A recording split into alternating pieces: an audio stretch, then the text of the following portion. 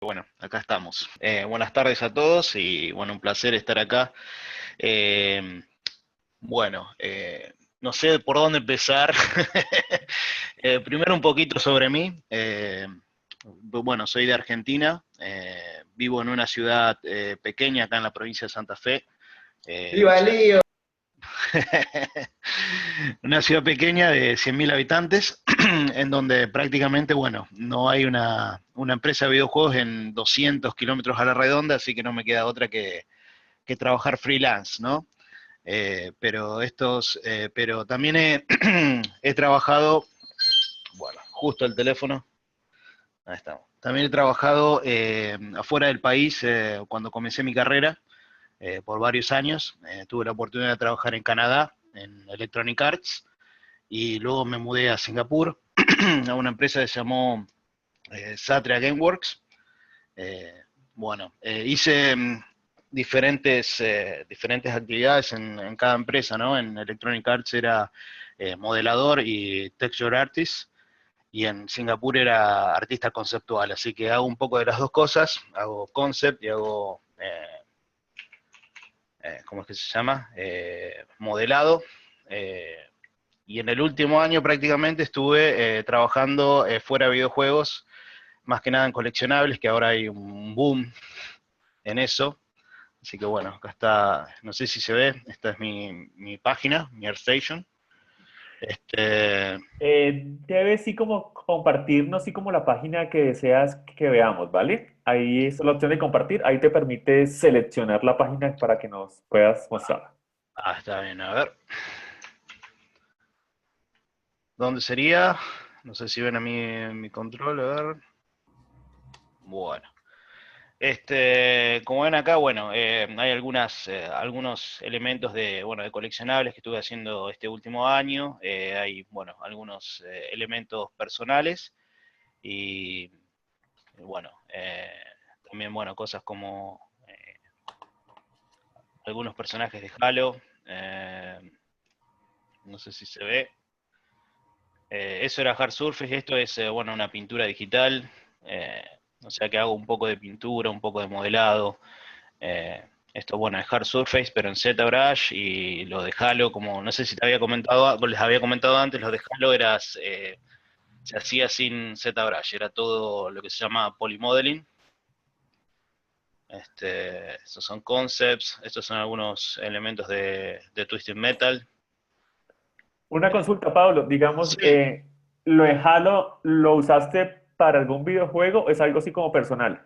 No, no, son armaduras del juego. Ah, el juego real. El juego real, sí, sí, sí, esos son armaduras multijugador las puedes elegir.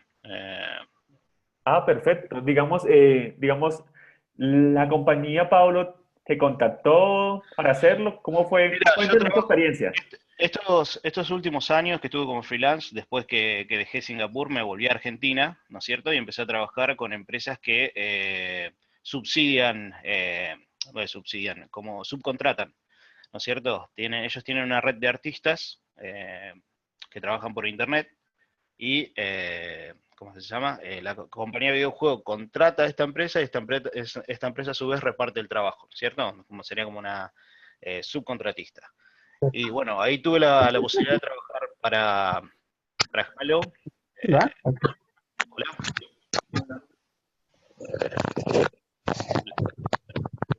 hola, hola, No, hola.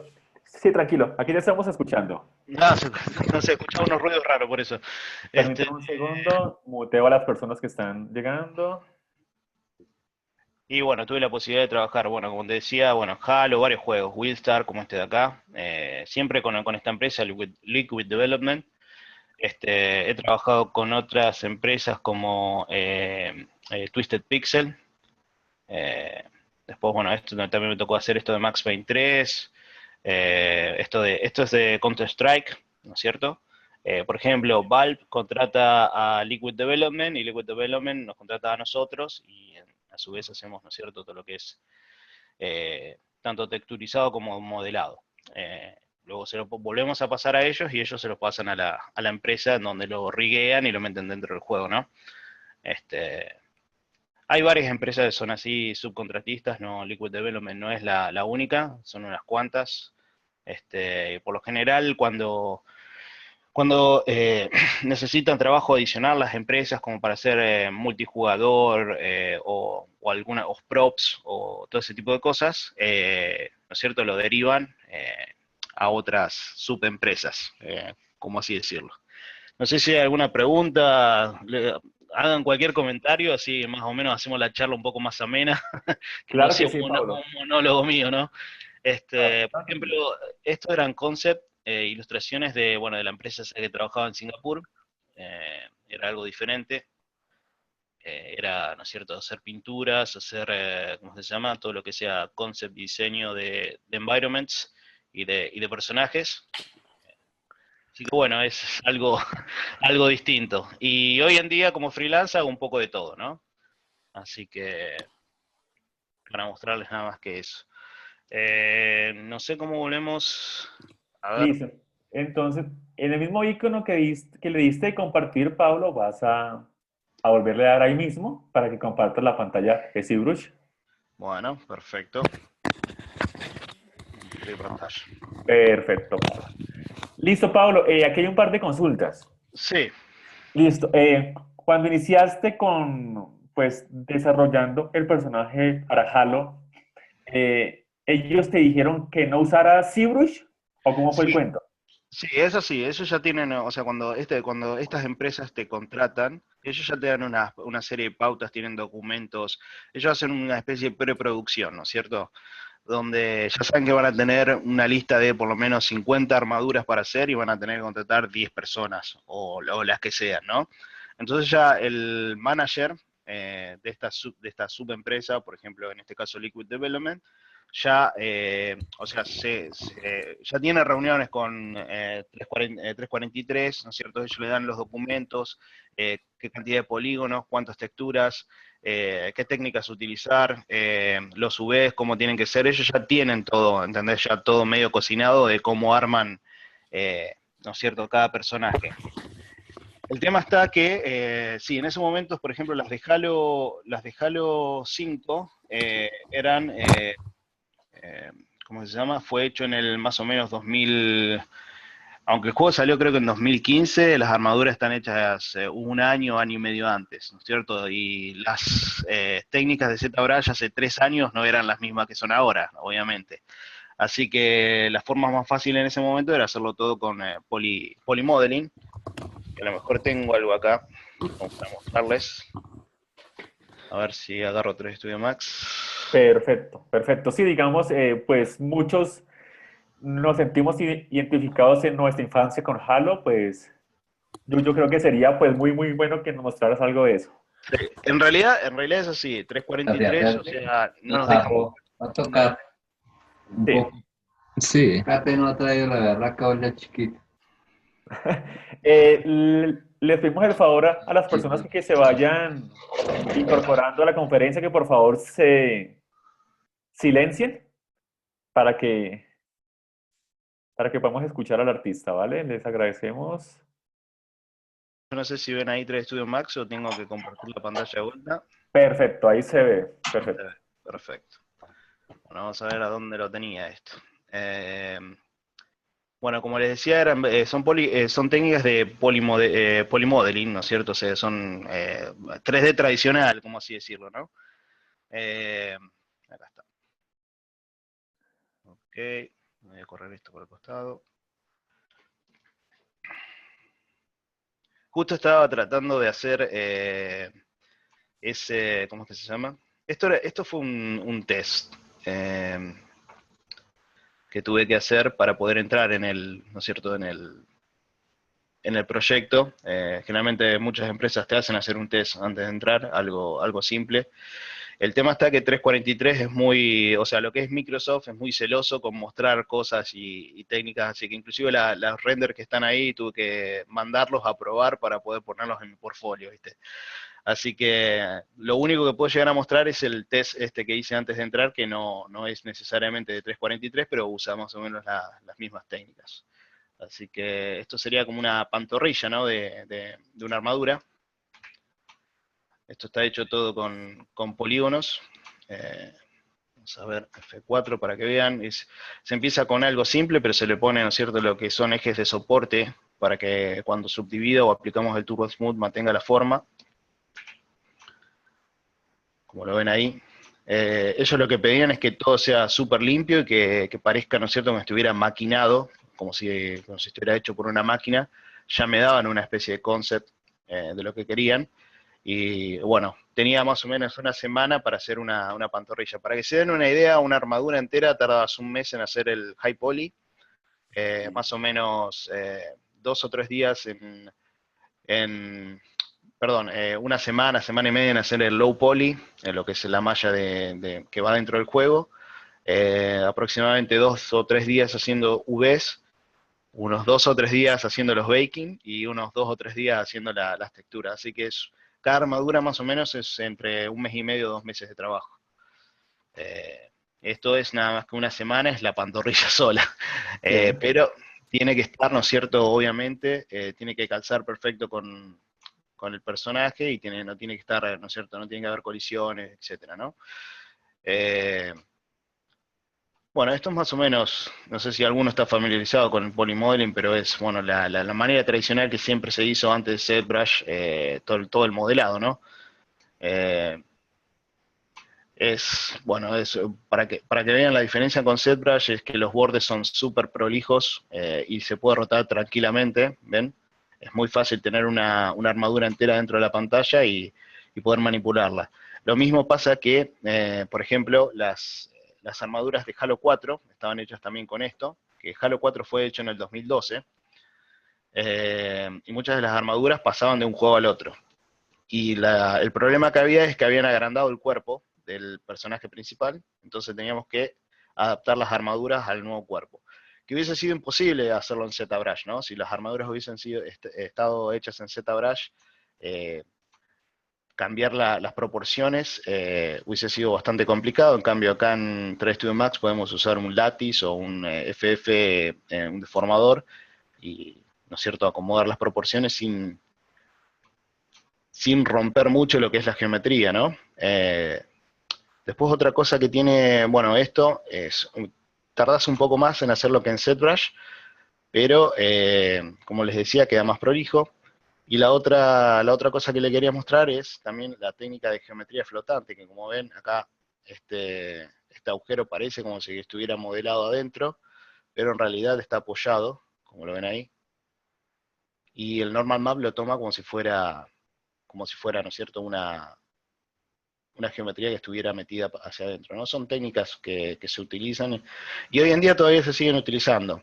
Creo que el cambio en la industria lo hizo un poquito el ZBrush 4R8, que ahí empezó a verse un poquito más de facilidades para este tipo de geometrías, ¿no? Porque antes todavía vos podías hacer un alfa o un boolean, pero te quedaba todo, ¿no es cierto?, como pixelado o identado, no sé cómo decirle, dentado, las líneas, y por ahí se notaba bastante dentro una vez que hacías el normal map.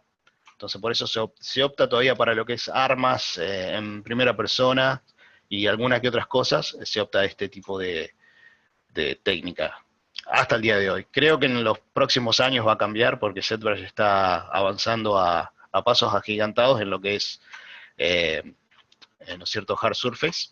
Así que, bueno, eso es más o menos lo que le quería mostrar. Esas son las técnicas que se utilizan. Vamos a ver si les puedo mostrar cómo quedó el final, porque lo tengo en Maya. A ver. Digamos, nos vas a compartir el Halo ya, el personaje de Halo completo, ¿sí? Se los puedo mostrar dentro de acá de Marmoset. Perfecto. A ver, OpenRacing creo que lo tenía. A ver. Bueno, este de aquí. Por eso lo repito, por ahí me hubiese gustado mostrarle bien todo el proceso. ¿Se ve ahí el modelo? Perfecto, Pablo. Sí. Me hubiese gustado mostrarles todo el proceso, pero bueno, ahí tengo ciertas restricciones y a veces hay juegos que que los haces y hasta que no sale el juego, 2 años después que hiciste el personaje, no se puede mostrar absolutamente nada. Así que, bueno, esto como ya lo tengo en render, ¿viste? No creo que no va a haber problema mostrándolo. Pero aquí está el personaje posado. Esto lo posé después yo en ZBrush y bueno, acomodé un poco para hacer los renders, ¿no es cierto? Para poder ponerlo en mi portfolio. Pero esto es más o menos para que vean la geometría. Ahí está el detalle. Las texturas fueron hechas en Quixel Suite, no sé si conocen el software. Sí, Bueno, perfecto. bueno, me ha tocado trabajar con varios softwares. Perdón, estoy medio resfriado, ¿no? Tranquilo. Eh, Me ha tocado trabajar con varios softwares, pero todavía no tuve la oportunidad de trabajar con Substance. Si bien lo sé, me falta un toquecito, ¿no? Para agarrarlo mejor.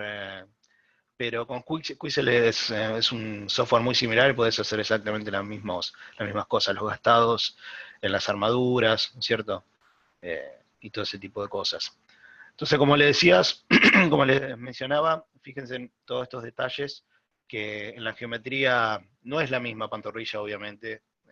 Esta de aquí que tengo en 3D Studio Max era el test, pero detalles como estos que están flotando en el aire, como los ven ahí, son geometrías, no sé si se nota, son geometrías que están por encima. Eh, una vez que se pasa, una vez que se pasa el normal map, quedan así como si fuera, ¿no es cierto?, un agujero. Así que bueno, esas son técnicas. Lo mismo se podría haber hecho con un alfa dentro de ZBrush, ¿no? Pero en este caso es muy difícil tratar de cortar la geometría y hacerlo todo de una sola pieza, eh, ¿no es cierto? Con este tipo de... Ahí se nota más, ¿no? Inclusive los tornillos y todo eso está... No sé si hay alguna pregunta, quieren hacer un comentario, algo que quieran ver. Así Eh, no... Perdón, ¿qué tal? ¿Cómo estás? ¿Qué tal? ¿Cómo estás? ¿Todo ese modelado lo hiciste con las herramientas tradicionales que vienen en Max o utilizas algún plugin que te ayuda No, herramientas tradicionales. Yo en realidad uso este software que está acá. No sé si lo ven. ¿Se ve en la pantalla? Es Ujú. Sofimage. Bueno, este software lo utilizo desde que empecé en la escuela, cuando fui a estudiar 3D hace más o menos 15 años atrás. Y creo que nunca encontré una herramienta más rápida para modelar que esta. Igualmente, todos mis clientes, o sea, me piden los archivos en 3D Studio Max, y uno va aprendiendo cómo exportar de uno a otro, pero las herramientas son iguales, ¿no? O sea, podés elegir caras, podés extruir, ¿no es cierto? Sí. Puedes mover puntos, es exactamente igual que lo otro, puedes cortar, ¿no? Ir cortando. Bueno, este de aquí lo hice más o menos con las mismas técnicas, ven, es todo modelado poligonal con los ejes de soporte. Sí, sí, lo veo muy bueno. Es el mismo software que utiliza Bulgarov, ¿no? Para modelar todos Exactamente, sus sí, hard exactamente. surface. Sí. Es una lástima que este software se dejó de fabricar, base, Autodesk lo descontinuó. Yo todavía Sí, estoy sí, sí. usando la versión 2015, pero voy a tener que migrar a Maya o a Max dentro de poco porque, bueno, se me va a terminar el soporte, pero la verdad que era un software muy intuitivo donde, ¿no es cierto?, se podía seleccionar muy fácil, cortar muy fácil, era muy bueno para este tipo de geometrías, ¿no? Pero bueno, ellos me permitían trabajar en el software que quiera, porque el personaje final iba a tener que ser en Maya, ¿no? El software que utiliza 343 es Maya, el software que utilizaba mi subcliente, que sería Liquid Development, era 3 Studio Max, así que yo lo hacía en se lo pasaba en Max a ellos lo veían, lo controlaban y después cuando hacíamos el de baja resolución, o sería el que va eh, dentro del videojuego, ¿no es cierto? Tenía que estar, las mapas normales tenían que ser con las tangentes de Maya, y etcétera, así que tenía que estar todo dentro de Maya. Sí. Eh, pero viste, te vas acostumbrando a pasar de software en software, y bueno, eso es algo que al ser freelance es como un castigo, ¿no? Que depende del cliente que te toque, vas a tener que trabajar en un software distinto. Y bueno, vas a tener que pasar fin de semana estudiando uno que otro software, a veces pasa. Así que bueno. ¿Dónde estábamos? Marmoset. Bueno, esto más o menos el modelo en sí. Yo lo único que hacía son las armaduras. Lo que es el traje, está hecho, es el mismo traje para todas las armaduras, así que nosotros nos dedicábamos nada más que hacer todo lo que va por afuera, y el rifle también está hecho por 343. Este, así que bueno, eso por un Perdóname, lado. Sí, una consulta, dime, ¿cuántos polígonos tiene ese modelo que estás mostrando en Marmoset? y debe tener aproximadamente en total 50.000 polígonos. Ujú. Sí, la armadura debe tener 25, el rifle debe tener unos 10 y el cuerpo unos 15. O sea que debe tener un total de, sí, más o menos 50.000 polígonos. ¿Qué es lo que se utiliza más o menos en los juegos de ahora de Call of Duty o ese tipo de cosas, ¿no? Fue creciendo bastante a medida de los años la cantidad de polígonos que se utilizaba. Especialmente por ejemplo, en PlayStation 3, que ahora después le tengo algunos modelos de Counter-Strike y eso también para mostrarles. Creo que el top era 12.000, entre 12.000 y 15.000 polígonos, y para PlayStation 4 pasó de 12 a 50. O sea Wow, que, casi tres sí, veces. sí, casi 3 veces más. Lo que pasa es que los polígonos en sí se volvieron, bueno, históricamente los polígonos eran caros para procesar, o sea, hablando en el sentido de procesamiento de la consola, ¿no? Y las texturas eran más fáciles, pero a medida que se fueron agregando mapas, ¿no es cierto? O sea, tenemos que multiplicar la memoria que utiliza un mapa por, ¿no es cierto?, color, especular, normal, glossiness. O sea, si tenemos una textura de 2K, la tenés que multiplicar por 5 o 6 mapas diferentes. Antes era uno o dos, era color y especular. Y ahora se fueron multiplicando, entonces se le dio más importancia a la geometría y a lo mejor se reduce un poquito la textura. Eh, Todavía se sigue utilizando, creo que 2K, 4K ya es muy grande para un modelo, pero se trabaja a 4K y se reduce, ¿no es cierto? El que va dentro del modelo puede ser 1024 o puede ser los 48, ¿no? 2048 la textura. Así que, no sé, ¿alguna otra pregunta, consulta? Si vamos, hacemos un poco esto más ameno y no tan técnico, va. Listo, sí, Pablo, perfecto. Aquí me confirman si aparte de el desarrollo que hiciste para Halo, ¿has trabajado en otros videojuegos? Sí, he trabajado. Bueno, yo empecé cuando me fui a estudiar a Canadá, ahí apenas terminé la facultad, empecé a trabajar en Electronic Arts. Creo que tengo algo aquí, a ver si. eh, Ahora compartir la pantalla. Vamos a pasar esto por aquí. ¿Esto se ve? No, ¿no? No Sí, se ve nada. perfecto. La, Bueno, la carpeta sí. Eso. perfecto. Bueno, yo empecé trabajando, esto era PlayStation 2, para que se den una idea. Esto era FIFA. Supuestamente deben conocer todos el juego. Empecé haciendo las cabecitas de los jugadores. Se ven todavía, bueno, en ese entonces jugaba Luis Enrique, jugaba Totti, Verón, Marco Overmax, todos estos eran, inclusive ese Davor Zucker, estas eran todas cabezas que hice para, esto creo era FIFA 2004. Esto eran unas cabezas de 250 polígonos, para que se den una idea, y bueno, se hacían las texturas con fotos, no tenía normal map, no tenía specular, no tenía nada, era color y polígonos. La textura creo que la hacíamos a 1024 y terminaba dentro del juego a 256, así que imagínate, no se veía nada. Esto ya era para FIFA 2006, aquí tienen una textura, se utilizaban fotos, ¿no es cierto? Y se hacía en Photoshop un photo editing, Ah, una proyectábamos, proyección, ¿no? sí, todas proyecciones. Esto lo hacíamos con ZBrush, con el C-App Link. Íbamos proyectando sobre el de alta resolución, ¿no es cierto? Y después lo pasábamos, hacíamos un render to textures, y pasábamos al modelo de baja, ¿no? Aquí tienen, inclusive aquí es bastante alto la cantidad de polígonos que tenía. Esto era 15 o 20.000 polígonos para el entrenador que estaba al lado del campo, ¿no? Bastante. Estos de aquí eran para un juego de Marvel, que era este de aquí, el Marvel Nemesis, Rise of Imperfect. Esto eran muchos más personajes dentro de la pantalla, entonces tenía menos resolución la textura, etcétera, ¿no? Esto también, la PlayStation 2, para que se den una idea, era 2005, por ahí. Este es el Fight Night, estas eran las chicas, las ringers, ¿no es cierto? Las que van con el cartelito. Fíjense lo que eran las texturas, que quedaban todas, era muy baja la resolución. Entonces, bueno, esto es lo de FIFA, etcétera, ¿no? Yo trabajé para Electronic Arts desde el 2003 hasta el 2006, trabajé casi 3 años ahí. Bueno, pasé por varios roles. Lo que pasaba dentro de Electronic Arts es que empezamos en FIFA, un grupo de 4 o 5 artistas, y después creció de golpe a 120 artistas. Y lo que hacían eran hacer como una bolsa de trabajo dentro de la misma empresa, en donde, o sea, no éramos pertenecientes a un equipo en especial, por ejemplo FIFA o NBA o MVP, sino que hacíamos personajes para todos los juegos dentro del, ¿cómo se llama?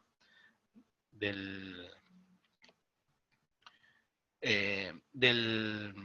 edificio de Electronic Arts. Esto, acá mira, justo bajo una foto, esto es EA Canadá, es un edificio enorme, para que se den una idea.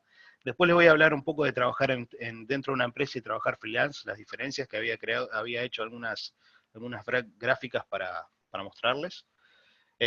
Cuando yo me fui, esta parte de aquí no estaba construida, era únicamente la cancha de fútbol y este edificio. Ahora se agrandó mucho más, ahí adentro trabajan creo que 3.000 personas, y hacen todos los juegos de deporte y algunos juegos más. Así que, bueno, por ahí éramos un grupo de 120 personas, de 120 artistas que trabajamos para todos los juegos. Y bueno, surgió la necesidad de que haya, ¿no es cierto?, lo que se llama lead artist, ¿no? En su momento era uno solo y al ser tanta gente, los que habíamos empezado nos convertimos en leads.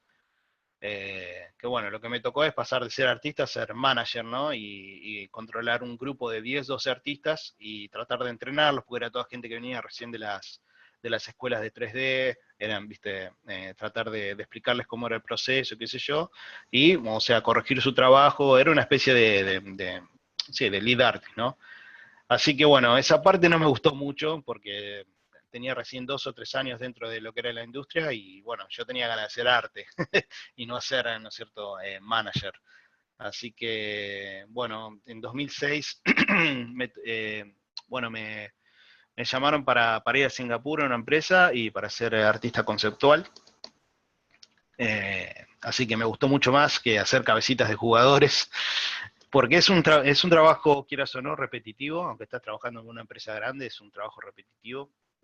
Así que bueno, también hice un poco de concept, entré a trabajar en esta empresa, que era, bueno, todo el arte era tipo El Señor de los Anillos, que eran este tipo de cosas, era dibujar y pintar, o sea, era bien fácil, no fácil, bien lindo, por así decirlo, no había ninguna tecnicidad, ni software, ni nada por el estilo, era pintar y dibujar. Así que bueno, ahí la pasé muy bien, pero pasé de una empresa con mucho financiamiento y muy grande a un equipo de 15 personas donde, bueno, a veces les costaba pagar el sueldo, ¿no? Así que bueno, ese era el único contra que tenía, ¿no? Estos eran todos concepts de personajes, yo en este caso únicamente los diseñaba y había otros modeladores, le pasaba el diseño a otros modeladores y otros modeladores dentro del equipo lo hacían 3D, ¿no? Son todos, tanto environments como... Y en esta empresa, la diferencia entre una empresa grande y una chica, que tenés un poco más de interacción en la empresa chica tenés más interacción con programadores, diseñadores, o sea, de juego, directores de arte, ya tenés, como son más chicas, tenés un trato más día a día. En cambio en EA, el director de arte lo veías una vez a la semana y con los programadores estaban directamente en otro piso. Así que era un poco más, era un poco más diferenciado entre rubro y rubro, ¿no? Bueno, no sé si hay Claro que alguna, sí, alguna claro que otra sí, pregunta. Pablo. Aquí tengo un listado, aquí tengo un listado. Voy a írtelas pues lanzando a poquito a poquito. Dale. Listo, Pablo, pues nos estás contando cosas muy buenas que yo creo que el sueño para muchos artistas es poder hacer parte de un equipo de desarrolladores para videojuegos. Y nos gustaría así como escucharte, o sea, no todo fue tan fácil que me fui a trabajar, sino que hubo una etapa digamos, el contacto, el llegar a ese sí, como cliente. ¿Cómo fue eso, Pablo? Digamos, ¿cómo encontraste sí como los clientes? ¿Cómo fue la negociación? Toda esa parte que me Bueno, imagino que sí, hay no, mucha no, historia, no, ¿no? no fue nada fácil. Bueno, primero cómo empecé la carrera.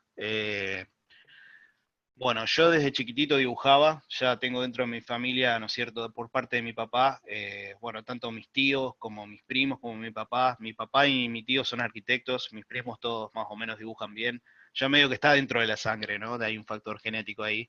Y bueno, yo desde mis padres eran muy chicos cuando me tuvieron a mí, y bueno, ellos estudiaban en la universidad, y bueno, para mantenerme calmado me subían a la, a la falda y me daban un papel y de los 3 4 años que dibujaba, ¿no? Así que así me entretenían. Inclusive le he dibujado y rayado algunos planos a mi papá que tenía que entregar en la facultad, se los he dibujado.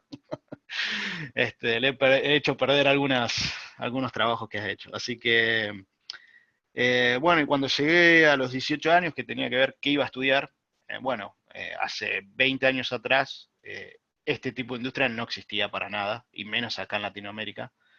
Ni tampoco había, ¿no es cierto?, eh, ninguna de las otras cosas que había como arte tampoco me gustaban. Yo tengo a mi madre que es contadora y tiene un estudio contable, y la escuela a la que había ido eh, era muy orientada a las finanzas y a la parte contable. Traté de buscar alguna carrera aquí en Argentina relacionada con el arte, pero había o diseño gráfico, que no me gustaba. eh, Tenía también arquitectura, que tampoco me gustaba dibujar casas.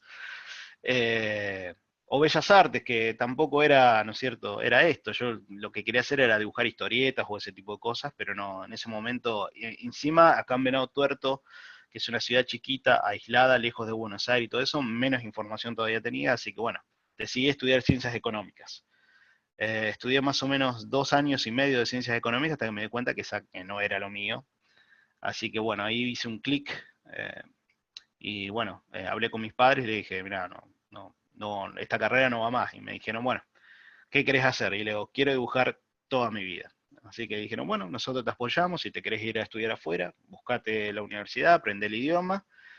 Así que bueno, eso por ahí es bastante importante, creo que para llegar a cualquier lado, creo que hay 4 patas de una mesa para que se sostenga, ¿no? Es primero mucho esfuerzo, lo otro se necesita un poquito de talento, luego creo que un poquito de ayuda y un poco de suerte. Creo que son esas las cuatro claves como para llegar, ¿no es cierto? Yo, gracias a Dios, tuve el apoyo y el empujón de mis viejos para poder, ¿no es cierto?, cambiarme de carrera en ese momento y, bueno, también un poco de suerte, que después voy a explicar cómo entré a Electronic Arts. Y bueno, esfuerzo porque, bueno, la escuela a donde fui tuve que, ¿no es cierto?, estar muchas horas trabajando para terminar con un buen portfolio. Y bueno, un poquito de talento, como les decía, un poquito viene en la sangre de mi familia, ¿no? Pero sin esfuerzo el talento no sirve para nada, así que es un conjunto de 4 cosas que se tienen que dar, ¿no es cierto? Al- en mayor o menor medida, pero se tienen que dar, ¿no? Así que bueno, empecé a buscar escuela afuera. Las escuelas que habían, las universidades en ese momento eran carísimas, creo que eran cursos de 4 años que estaban integrados a las carreras de bellas artes dentro de las escuelas de Estados Unidos y ese tipo de cosas, y salían una cosa así de $10.000 el semestre, eran impagables. Pero también estaba otra escuela que era una escuela de cine, que es VFS, que es Vancouver Film School, que es donde fui yo, que era un año, pero era muy intensivo. O sea, vos tenías que estar desde las 9 de la mañana hasta las 9 de la noche dentro de la escuela cursando y haciendo trabajos prácticos durante un año entero. Y tenía un diploma en animación en 3 dimensiones y efectos visuales. Así que bueno, empecé a estudiar 3D y empecé a estudiar inglés. Eh, y bueno, llegó el momento de inscribirme dentro del curso y para poder sacar la visa de Canadá, esta escuela BFS estaba en Canadá, tenía que demostrar que tenía los fondos para pagar la escuela, ¿no es cierto? Entonces, con mi familia pusimos todos los fondos en un plazo fijo, en ese entonces era el 2001. Eh, a la semana que ponemos los fondos dentro de un plazo fijo dentro del banco, surge la catombe o el desastre que tuvimos acá en Argentina, donde congelaron todos los depósitos de los bancos, que se llamó el corralito, no sé si alguno no sé, se acuerda de eso. Todos los ahorros que toda la gente tenía en los bancos no los podían sacar, así que tampoco podíamos pagar la escuela, así que mis padres me dijeron, vos andá, y después vemos cómo te mandamos el dinero. Así que en enero del 2012, en enero del 2002 me tomé el avión viste, tratar de hablar con la escuela, porque tampoco se podía hacer transferencias al exterior desde Argentina, el país era un desastre. Así que a través de un amigo de mis viejos que tenía una cuenta en Estados Unidos, pudimos hacer el pago, pero los ahorros nuestros que teníamos dedicados al pago de la escuela quedaron congelados en el banco por 6 años más. Para que se Wow. den una idea, sí, eso Ah, es Argentina. Así que bueno, me fui a Canadá, bueno, fue complicado con el idioma, o sea, podés estudiar 3, 4, 5 años de inglés que llegás allá y no entendés nada, hasta 3, 4 meses que empezás a agudizar el oído, y yo no había hecho 3, 4 años de inglés, había hecho uno solo, así que era medio indio mi inglés, pero estaba en el paraíso, porque, ¿no es cierto?, pasar de ciencias económicas o estar solo acá con las cosas que me gustaban, a tener un mundo, ¿no es cierto? Cada compañero que tenía sentado al lado o el ambiente en el que estaba era todo arte, era todo entusiasmo, era todo manga, anime, videojuegos, ese tipo de cosas, así que eh, bueno, me dediqué todo el año a lo más posible, ¿no es cierto?, a hacer el esfuerzo para poder conseguir un trabajo apenas termina la escuela, porque era un año y apenas terminaba la escuela, yo tenía una visa de estudiante nada más, y apenas terminaba la escuela, si no conseguía algo en Canadá me tenía que pegar la vuelta a Argentina y era como haber ido al divino botón, ¿no? Porque en Argentina no había nada.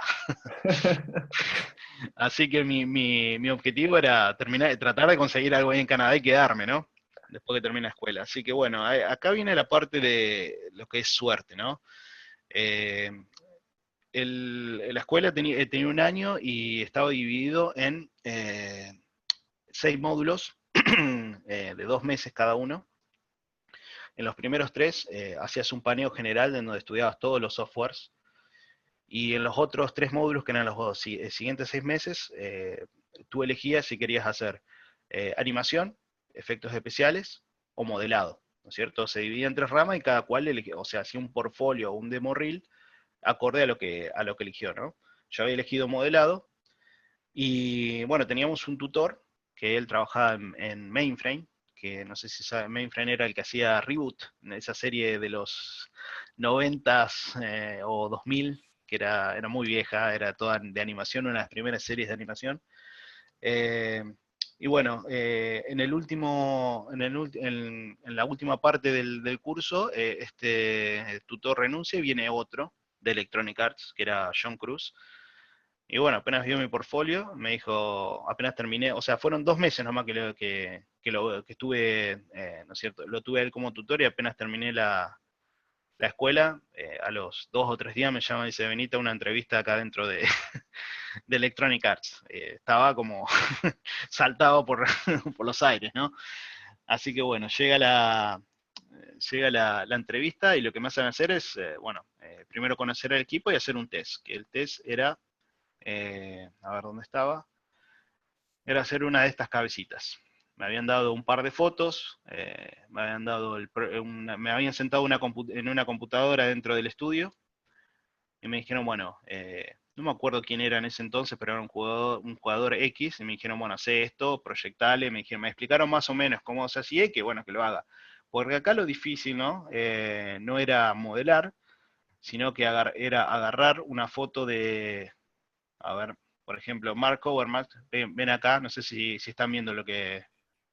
Sí, perfecto, claro que sí. Bueno, por ejemplo, fíjense que tiene una luz acá, tiene toda esta parte más oscura, tiene un rebote naranja en, en el mentón, en la parte del cuello, la boca está... Bueno, entonces lo que había que hacer era Photoshop puro, o sea, clonar, pegar, o sea, hacer corrección de colores y todo ese tipo de cosas, ¿no? Entonces, bueno, estaba haciendo mi personaje y voy a salvar el modelo cuando abro cuando digo, pongo salvar como, miro así, había disco rígido de la A a la Z. Entonces digo, ¿dónde salvo? A mí me habían dejado, o sea, me habían dado para hacer, me habían sentado en un cubículo y se fueron. Me dejaron tranquilo haciendo mi test, ¿no? Y digo, ¿dónde salgo? Levanto la cabeza y eran unos pisos inmensos, ¿no es cierto? Y no veía dónde estaba mi tutor, ni mi jefe, nadie, ¿viste? Entonces digo, bueno, sigo trabajando, porque encima quise grabar en uno y decía acceso denegado, digo, voy a hacer cagada. Entonces lo dejé. Sigo trabajando 10 minutos más, se crashea el software y desaparece. Perdí todo el trabajo. Ah, fue madre.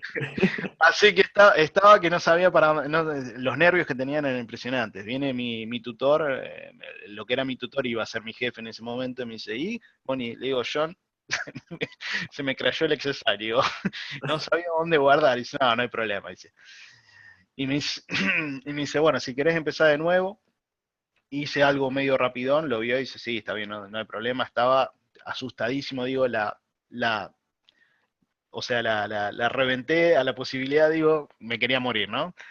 Y a los 2 o 3 días me llama y dice, venite, que bueno, te va a llamar Matt Patsuka para hacer la visa y ese tipo de cosas, y empezás en 15 días. Así que bueno, eso fue ¿no es cierto? Cómo empecé con mi primer trabajo. Pero fue suerte de que, bueno, tuve los últimos 2 meses que cambiamos de tutor y ese tutor vino y me llevó directamente a Electronic Arts, ¿no? Y los primeros días tampoco, los primeros meses dentro de Electronic Arts tampoco fueron fáciles porque, o sea, tenía que aprender todo de nuevo, ¿no? Porque eh, había cosas que no me salían, y bueno, también estaba el tema de que aunque había estado un año en la escuela, estaba el tema del idioma, etcétera, pero después, bueno, fue todo, a partir de ahí fue todo viento en popa dentro de la empresa, ¿no? Eh, y después está, bueno, yo estuve más o menos 3 años dentro de Electronic Arts, como les comentaba antes, y después me fui a Singapur. En Singapur estuve un año, pero bueno, la empresa donde estaba, como era chiquita, empezó a tener problemas financieros y me volví para Argentina. Empecé a hacer un portfolio, digo, bueno, voy a hacer un portfolio nuevo, y tratar de mandar a las empresas que quiero e irme de vuelta. Una vez que ya tenés más o menos cómo funciona, es fácil moverte, que ya tenés contactos dentro de las empresas, o sea, podés ya moverte más fácilmente, ¿no? Porque quieras o no, podés tener un buen portfolio, pero también es tener contactos, ¿no? Y por ahí hacer, ¿no es cierto? En este tipo de trabajo, dentro de una empresa es un poquito más difícil de conseguir, de entrar. Es más fácil entrar como freelance que entrar, ¿no es cierto?, en full time. Después ahora les voy a poner algunas placas. Y bueno, me mudé a Argentina en el 2007 y empecé a buscar clientes, ¿no es cierto? Al principio empecé a trabajar con algunas empresas, ¿no es cierto?, de publicidad acá en Argentina, haciendo algunos concepts. A ver si tengo algo. Eh, bueno, haciendo concepts, estos eran, sí. Bueno, cosas así, estos eran concepts de cositas chiquitas, ¿no? Una No, consulta, Pablo. sí, dime. Digamos, aquí me consultan, saber dibujar te ayudó muchísimo porque hay mucho artista que esculpe muy bien, pero no es muy bueno en el dibujo. Pero hay otros como tú que sí son muy buenos. Entonces, digamos, eso aportó muchísimo a que tu evolución fuera de esa forma. Muy buena pregunta. A mi parecer sí, pero conozco muchísima gente que son escultores de primerísima calidad que no saben dibujar. La verdad que, bueno, depende cómo le funciona la cabeza a cada uno, ¿no? Yo cuando esculpo, o sea, veo la misma línea que veo en el dibujo, la veo en la escultura, ¿no? Para mí es muy parecido. Inclusive cuando ves este tipo de pinturas, yo arranco pintando con negro en el fondo y luego le voy haciendo la iluminación por arriba, que es prácticamente como esculpir pero en Photoshop, ¿no? Pero hay otras personas que no, o sea, la verdad que es indistinto. En mucha gente, muchos artistas que son, eh, espectaculares esculpiendo, por ahí no pueden dibujar. A lo mejor no tienen la técnica, si se dedicarían un poquito a dibujar, creo que agarrarían. Pero en mi caso, o sea, la respuesta sería, en mi caso sí, pero no necesariamente para todo el mundo es igual. No sé si se entiende. Perfecto, no, perfecto, sí. Por No es supuesto que o sí. sea, para esculpir no es necesario saber dibujar, pero es necesario tener una cierta cantidad de memoria visual y tanto esculpiendo como dibujando lo que haces es agilizarla, ¿no? Trabajarla, entrenarla, ¿no es cierto?, a esa memoria visual. Y ese, ¿no es cierto?, observación de detalles, ese tipo de cosas, ¿no? Creo que, sí, bueno, eso sería la respuesta, ¿no? Listo, no, Pablo, perfecto. Bueno, como te decía, no, freelance fue también un poquito complicado. Estuve el primer año casi buscando trabajo y, bueno, primero estuve haciendo mi portfolio, ¿no? Pero me costó hasta que terminé mi portfolio, empecé a mandar y eso. Luego estuve 4 o 5 meses hasta agarrar algo. Una vez que conseguí un par de clientes me empezaron a tirar trabajo más seguido. Después empecé a trabajar con Liquid Development y ahí con Liquid estuve prácticamente desde 2009 hasta ahora trabajando. Y hace un año más o menos empecé a trabajar, quise hacer otra cosa y dedicarme un poco a los coleccionables. Más que nada por un tema que es menos técnico. Últimamente hay muchos softwares en la industria y hay que aprenderlos a todos, ¿no? Como te decía, Substance es uno que tengo un tilde pendiente con Substance que todavía casi no lo agarré y todo el mundo lo está usando, ¿no? Y como hace un año que no trabajo en videojuegos, todavía no tuve la oportunidad de practicarlo, pero cada cliente usa uno diferente. He utilizado 3D Code, he utilizado Quixel, he hecho, bueno, hasta hace 2 años atrás hacía todo directamente en Photoshop. eh, hay 20 programas diferentes de modelado, etcétera, ¿no? Y como freelance lo tenés que saber a todo. Y medio de eso que me cansó, ¿no es cierto? Entonces dije, bueno, quiero hacer un poquito algo más artístico y menos técnico, entonces salté un poquito más a lo que es coleccionables estos últimos tiempos, ¿no? Pero hasta hace 3 meses atrás estaba haciendo concept para una empresa de videojuegos, o sea que voy salteando un poquito, ¿no? Como te decía, con Liquid Development, sí, más o menos 9, sí, desde el 2009. Hay una particularidad dentro de la industria de videojuegos, especialmente para los que son freelance, que es el cambio de consola. Que es, bueno, cuando hay un cambio de consola, hay mucha incertidumbre en la industria y hay menos trabajo, ¿no? Hasta que no se sabe bien ¿no es cierto? ¿Qué tipo de software va a venir dentro de la consola? ¿Qué tipo de hardware? Etcétera. Las empresas dejan de producir o se ponen en modo preproducción en equipos chiquititos tratando de hacer, ¿no es cierto? Desarrollo de cosas chicas hasta saber qué se va a poder lograr con la nueva consola. Me ha tocado en el tiempo que cambió de la PlayStation 3 a la 4, casi 6 meses sin trabajo, así que hay que tener ahorros ahí. He tenido tiempos muy buenos y a veces como freelance te llega todo junto y no lo puedes agarrar y a veces no te llega nada. Así que bueno, hay que saber compensar. Yo acá les había creado algunas placas, a lo mejor esto le va a... ¿Se ve ahí?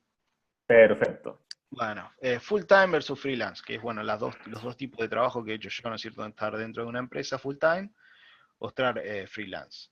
Eh, ¿Cuáles son los pros y los contras de cada uno? ¿No es cierto? Dentro de un estudio full time, los pros, bueno, la estabilidad como pro fundamental es, vas todos los días y cobras el sueldo.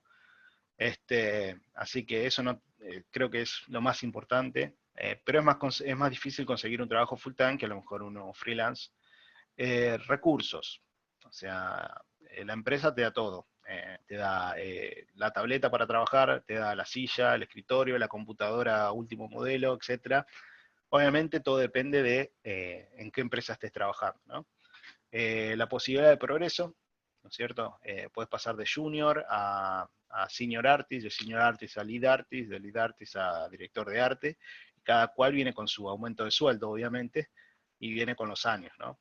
Eh, Después tenés la interacción con el grupo, ¿no? Lo que le decía antes, o sea, tratar con el programador, entender qué quiere el diseñador de juegos, entender un poco de los motores, de la iluminación dentro del juego, cosas así, ¿no? Que se interacciona mucho dentro del grupo. Y otra cosa es, si hay alguna técnica nueva o hay algo nuevo o algún problema técnico, siempre tenés un respaldo, tenés un agente de IT o algún, ¿no es cierto?, technical artist o alguien que te ayuda a solucionar algún problema con el software, etcétera.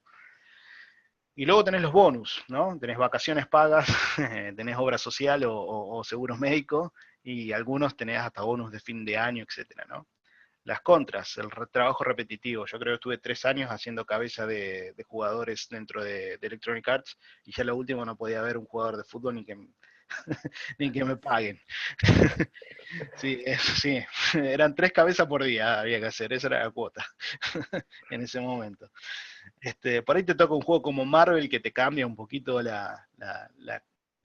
es cierto?, la cancha, pero eran todos juegos de deportes repetitivos. Lo mismo pasaría si trabajas, por ejemplo, en Naughty Dogs, y vas a hacer pantalones rotos y camisas rotas hasta que te mueras. A lo mejor el environment artist, el que hace escenarios, puede tener algo un poco más variado, pero, ¿no es cierto? Por ejemplo, puedes hacer el Halo 1, si estás dentro de 343 vas a hacer Halo 1, Halo 2, Halo 3, Halo 4, al cuarto ya no querés saber más nada, ¿no? Obviamente. Pero son empresas grandes y tienen un montón de recursos, eso es, ¿no es cierto?, un pro.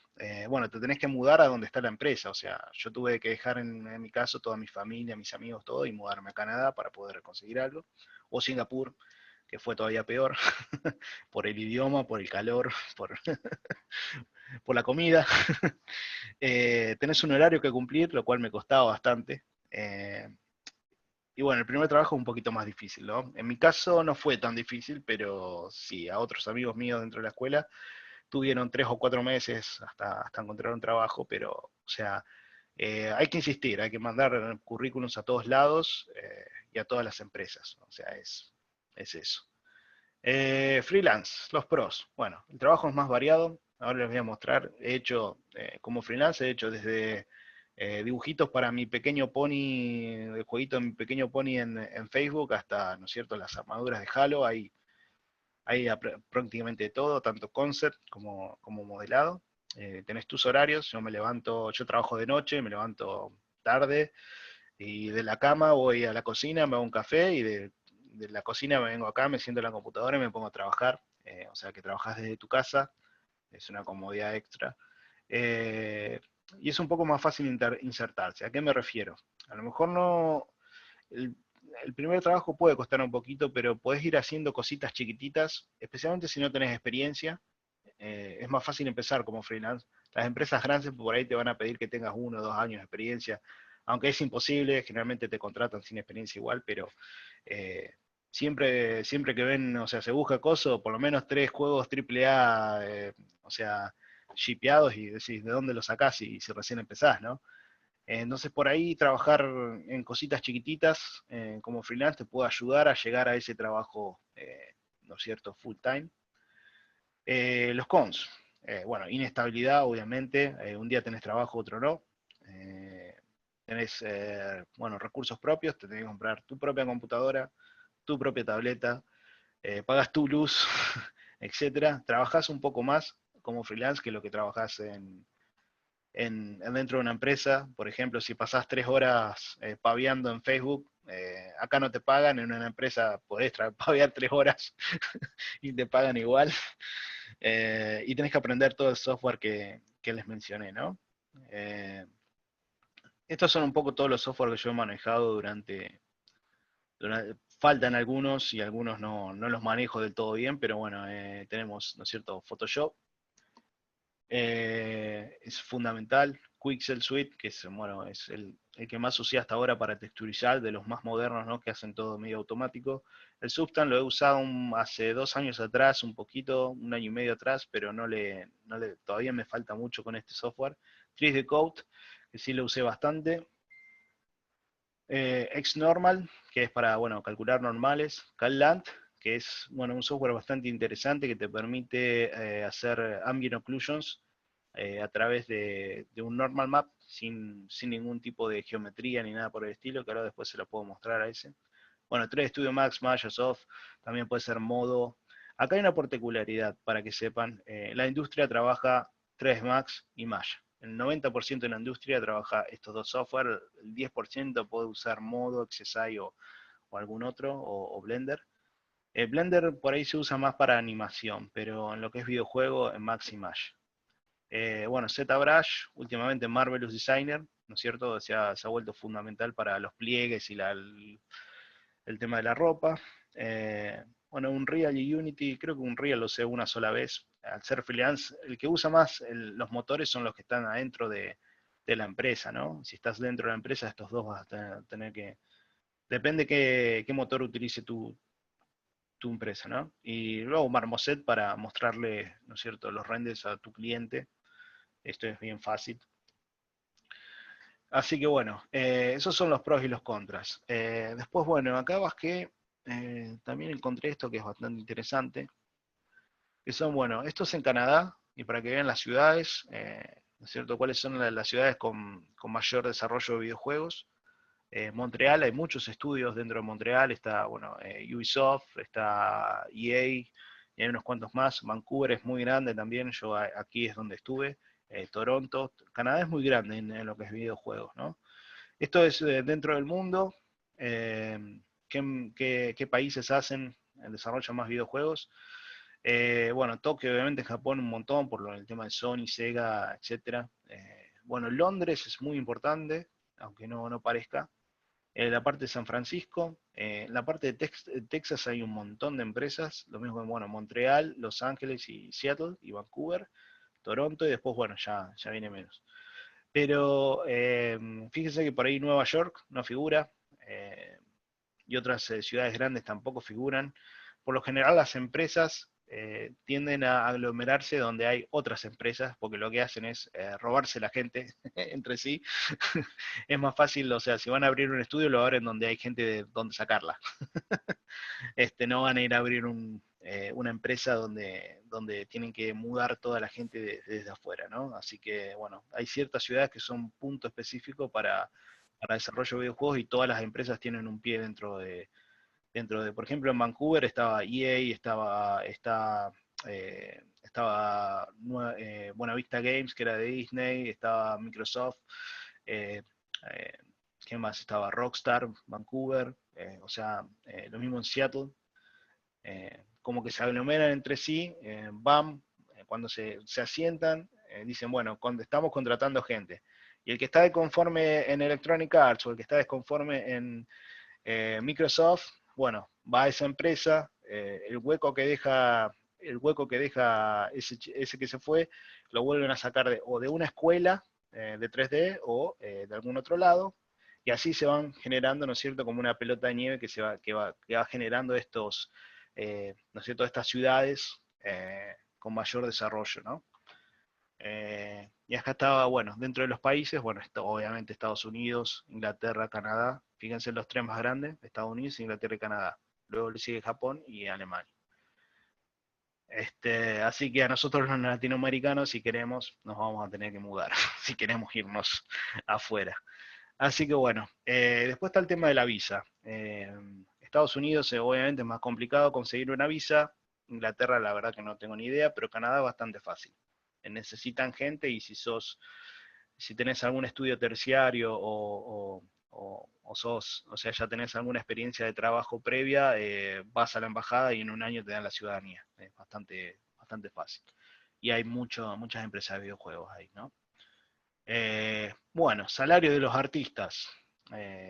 Cuando yo me fui estaba más o menos similar, a lo mejor un poquito más bajo, hubo inflación acá, pero eh, esto obviamente es en Estados Unidos. En Latinoamérica no te pagan esto. Pero bueno, lo ideal, y acá es un punto clave, saber inglés. O sea, ya vieron dónde están las empresas, las más grandes son todas de habla ingleses. Fíjense que China tampoco figuraba en ningún lado.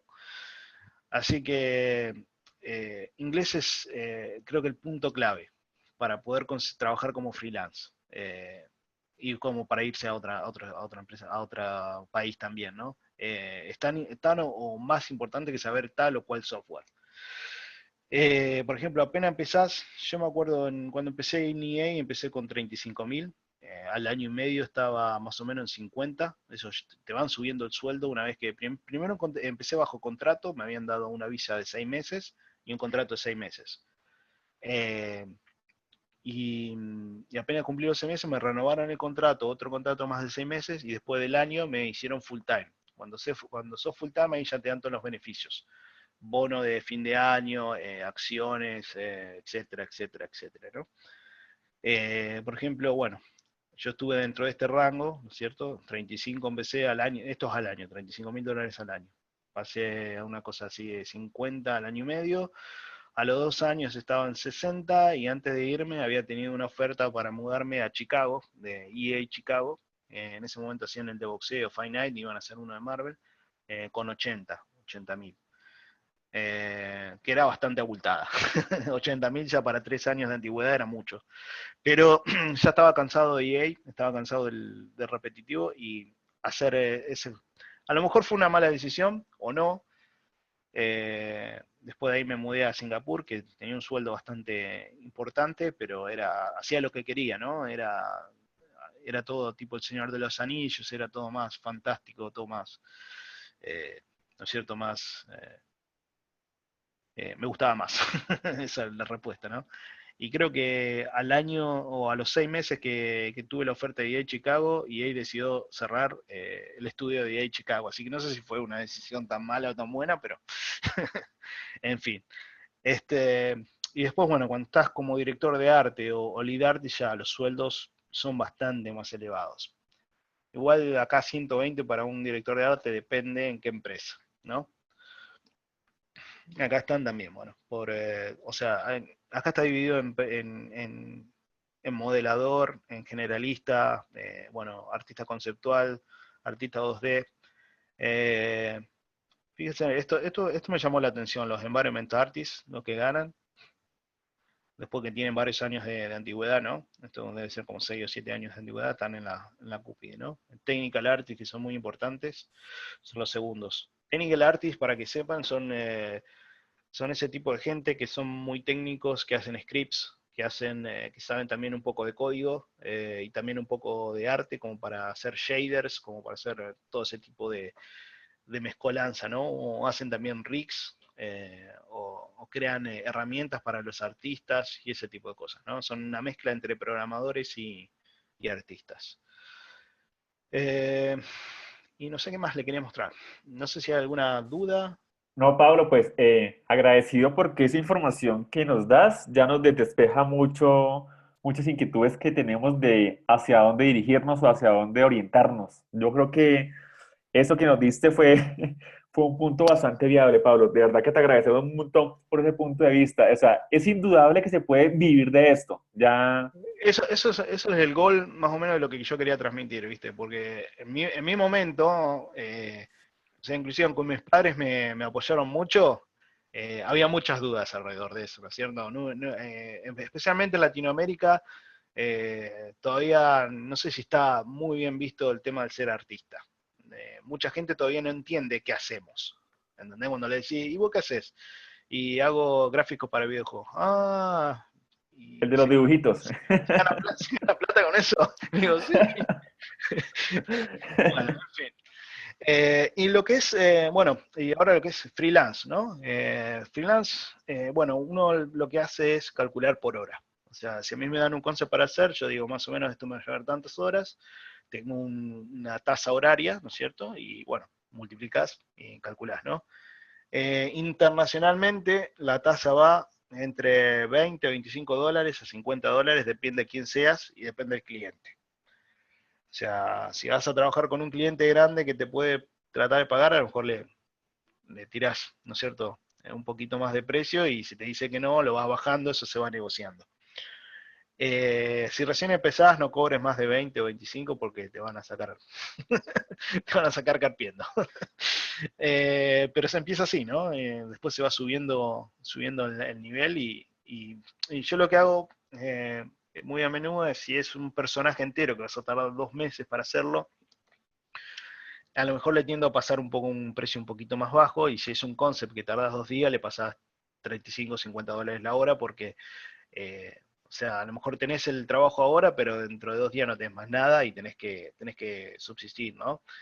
También tienen que tener en cuenta todos los costos que uno tiene, y a lo mejor hacérselo saber al cliente que vos pones tu tableta, tu luz, tu computadora, tu software, las vacaciones no te la pagan, o sea que no te pueden comparar nunca un sueldo fijo con lo que vos cobras como freelance, ¿no?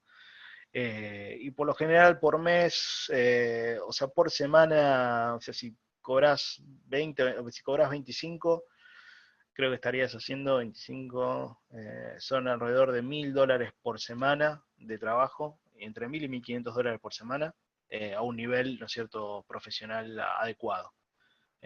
Puede ser menos, puede ser más, pero más o menos está dentro de eso. Y dentro de los coleccionables también se paga eso, a lo mejor un poco menos. Los coleccionables, depende con quién, si es una empresa seria, a lo mejor te paga un poco más, si es un cliente privado, a lo mejor te va a tratar de pichulear un poco menos. Pero las tasas internacionales van a eso. Si a lo mejor trabajas dentro de tu país, dentro de Latinoamérica, no te van a pagar eso, ni que patalees o llores. Por eso es Hola, importante. buenas tardes. Buenas. Quería hacer una pregunta. ¿Qué empresas son las que más requieren los freelance? ¿Y cuál es tu flujo de trabajo? Esas dos. ¿Cómo? No entendí la última pregunta. La última es, ¿cuál es tu flujo de trabajo para desarrollar los personajes que tú haces? Bueno, el flujo yo ahora se lo voy a mostrar bien. Hay un perro ladrando por ahí. Eh, ¿Qué empresas? Bueno, los clientes, o sea, lo vas encontrando a medida que vas golpeando puertas. Si vas a lo que es ArtStation, está dentro de la parte de trabajo. Si no, otra página buena es Dama Sutra, no sé si la conocen. A ver si puedo compartir pantalla. A ver. ¿Cómo era esto de compartir? Nueva función. En el mismo icono. Ahí está, ahí se ve. Listo, perfecto. Perfecto. Bueno. Dentro de la parte, bueno, Shops, está la parte de, bueno, acá tenés todas las empresas que están buscando. Lo que tenés que hacer es prácticamente mandarla a todas. Mandarle tu portfolio de currículum a la que encuentres. Por acá puedes poner, ¿no es cierto?, si es permanente, por contrato, freelance, others. Freelance obviamente acá va a haber un poco menos, pero hay, ¿no es cierto? Hay cosas como para hacer. Lo mismo bajo contrato, hay un poco más todavía. Esto contrato, a lo mejor te vas 6 meses a trabajar, no sé, a Estados Unidos o no sé, a Vietnam, por ejemplo, y vas agarrando experiencia. Siempre hay que saber inglés, o sea, es fundamental para todo. Y acá hay mucho, miren. Environment Artist, Lead Environment Artist, Creator, Maya Generalist, hay Mid-Level Lighting Artist, para que vean que únicamente no es modelador. Bueno, las categorías van de Rigger, Lighter, es el que ilumina, tenés el que hace environments, el que hace personajes, el que texturiza nada más, el que modela nada más, el Rigger, el animador, el que hace efectos visuales, que hace sistema de partículas para videojuegos, explosiones, todo ese tipo de cosas eh, hay de todo, ¿no? Mira, Visual Effects Artist, Vancouver, Canadá, Seattle, ven las ciudades, ¿no? Seattle de vuelta. Bueno, Raymond está en Seattle, Redmond Shores, me parece que es. También está en el estado de Washington, ahí al norte. Y vas mandando. Después, como te dije, hay otras empresas, puedes mandar tanto las empresas como decir Rocksteady, que hace Batman Arkham, por ejemplo. Están buscando Environment Artists y Senior FX Artists.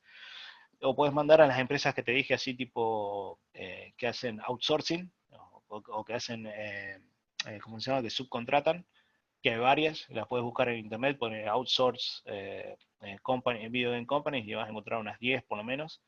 Y eso lo que hacen es buscar artistas así freelance. La empresa de videojuego contrata a ellos, y ellos a su vez subcontratan a los artistas, como yo trabajo en Liquid Development, ¿no?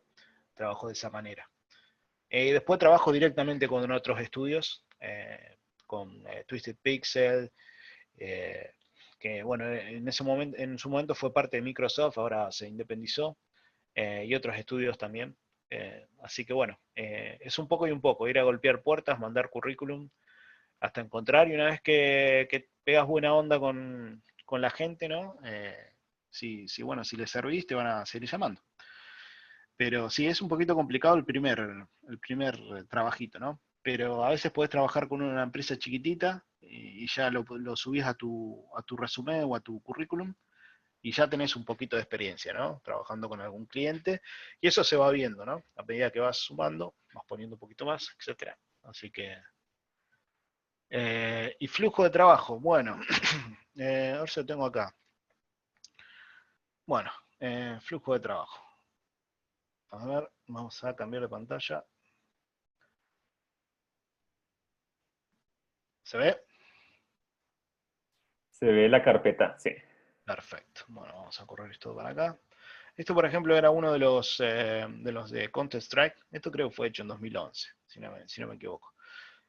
Flujo de trabajo, obviamente, la empresa te da una serie de pautas y te da un esqueleto, ¿no es cierto?, con el cual ya ellos animan, en el cual te tenés que basar en proporciones para hacer el modelo, ¿no? Ellos ya te brindan una serie de pautas en cuántas texturas, en cuántos cuadrantes dividir las texturas, qué resolución de texturas, cantidad de polígonos, ya eso las empresas te lo dan, porque la cantidad de polígonos te la da o la decide un programador, no la decidís vos, ¿no es cierto? Dependiendo cuánta memoria tenga libre para ese personaje, etcétera, ¿no? Eso ya te lo da la empresa en sí. Entonces empezás con algún concept o referencias, en este caso, bueno, era el tema de la policía alemana, ¿no? Del escuadrón antibomba alemana, que es el GS-G9, si no me equivoco. Eh, y luego que tenés las referencias de todo tipo de mochila, armamento, todo tipo de chaleco antibala, radio, etcétera, que usan. Bueno, empezás lo que se llama blockout, arriba de lo que es el esqueleto. Entonces, esto lo haces con un software, bueno, en su momento, en 2011 lo hacíamos con un software de 3D común y corriente y después pasábamos de esta malla base a ZBrush, ¿no? Pero primero se empezaba en 3 Studio Max o Maya o XSI, lo que sea. Se hacía la malla base y después se modelaban todos los detalles.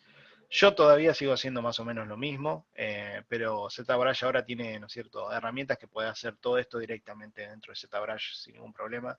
Creo que el Set Remeasure fue lo que cambió prácticamente todo, y el Dynamesh. Esto acá no había ni Dynamesh ni Set Remeasure, así que tenías que hacer todo perfecto primero toda la topología perfecta ¿cómo se llama? En 3D Max e importarlo a ZBrush y después Hulpir arriba, ¿no? Pero esto era lo que era la malla base. Y a medida que, ¿no es cierto?, se le va agregando detalles a la malla base, le vas esculpiendo todo lo que es detalle fino, agregándole cosas, agregándole cordones. Ahora este lo vamos a ver bien con sus detalles. Son detalles de chaleco. Esta era la cara. Las caras eran escaneadas, pero los escáneres eran malísimos, venían todos con ruido por todos lados, así que habría que arreglarlos y texturizarlos de nuevo. O sea que ya te daban el scan, que era sí, era como así, como explicarte una baba media que tenía una forma, pero no tenía forma de nada, pues eran malísimos los scans. Y tenías que reconstruirlo en ZBrush y luego retexturizarlo, pues las texturas con las que venían eran súper pixeladas. Ellos te dan una librería de fotos del modelo que le habían sacado, y bueno, era reconstruir todo nuevamente, ¿no? Esta es la reconstrucción, las texturas. Bueno, esto ya lo fuimos mostrando, detalles. Ahí está, bueno, el modelo, una luz muy mala. Bueno, y así quedaba, ¿no? Este es el ZBrush pintado. Acá está el de baja resolución. Una vez que tenés el de alta hecho, lo que se hace es, bueno, hacer una retopología por encima, ¿no es cierto?, con todo el modelo. Eh, y acá creo que teníamos 12.000 polígonos o 13.000 polígonos para poder trabajar. Fíjense que no es muy grande el detalle. Bueno, estarán, a ver, Bueno, acá ya está, es el modelo con los mapas normales ya puestos. Ahora se los voy a mostrar dentro de 3D Studio Max. Ya está texturizado. Ahí están las texturas con los mapas normales puestos. Detalles del chaleco, todo esto. Todo esto era pintado a mano, o sea, todo pintado en Photoshop. No había ni Substance, ni Quixel, ni nada. Ahora es mucho más fácil. Creo que antes se tardaba una semana, semana y media en texturizar. Ahora en 3 días tenés todo resuelto, ¿no? Están los detalles de, bueno, la topología, ¿ven? Los detalles. Y esto, o sea, por general las empresas o le mandas por mail que el progreso que vas haciendo, ellos te van haciendo cambios, por lo general pasa, o las otras empresas que tienen como si fuera no un blog, sino, sí, como si fuera un treat, ¿no es cierto? En los que tenés en CG, en ZBrush Central, alguno por el estilo, con el nombre del modelo y vos vas poniendo, y ellos vas poniendo comentarios abajo, vas poniendo fotos, pero es privado, obviamente, ¿no? Lo pueden ver tanto el cliente como ellos, como nosotros. A ver si alguna más. Bueno, por ejemplo, acá te dan una pauta, ¿no es cierto? Quieren que la cabeza esté aquí y todo el resto sea el casco y la máscara. Y acá están los UVs, ¿no es cierto? Del casco. Hay que aprovechar todo el espacio UV lo más posible. Vamos a ver si yo te puedo mostrar. A ver si lo tenía.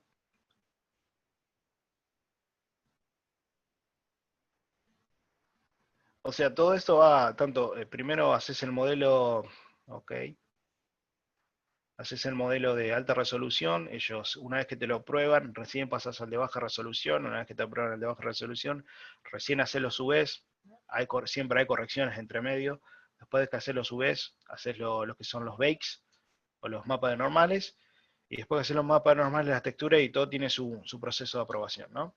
Vas haciendo parte por parte. Este, por ejemplo, es el modelo de baja resolución. A ver, F4, ahí está, como ven.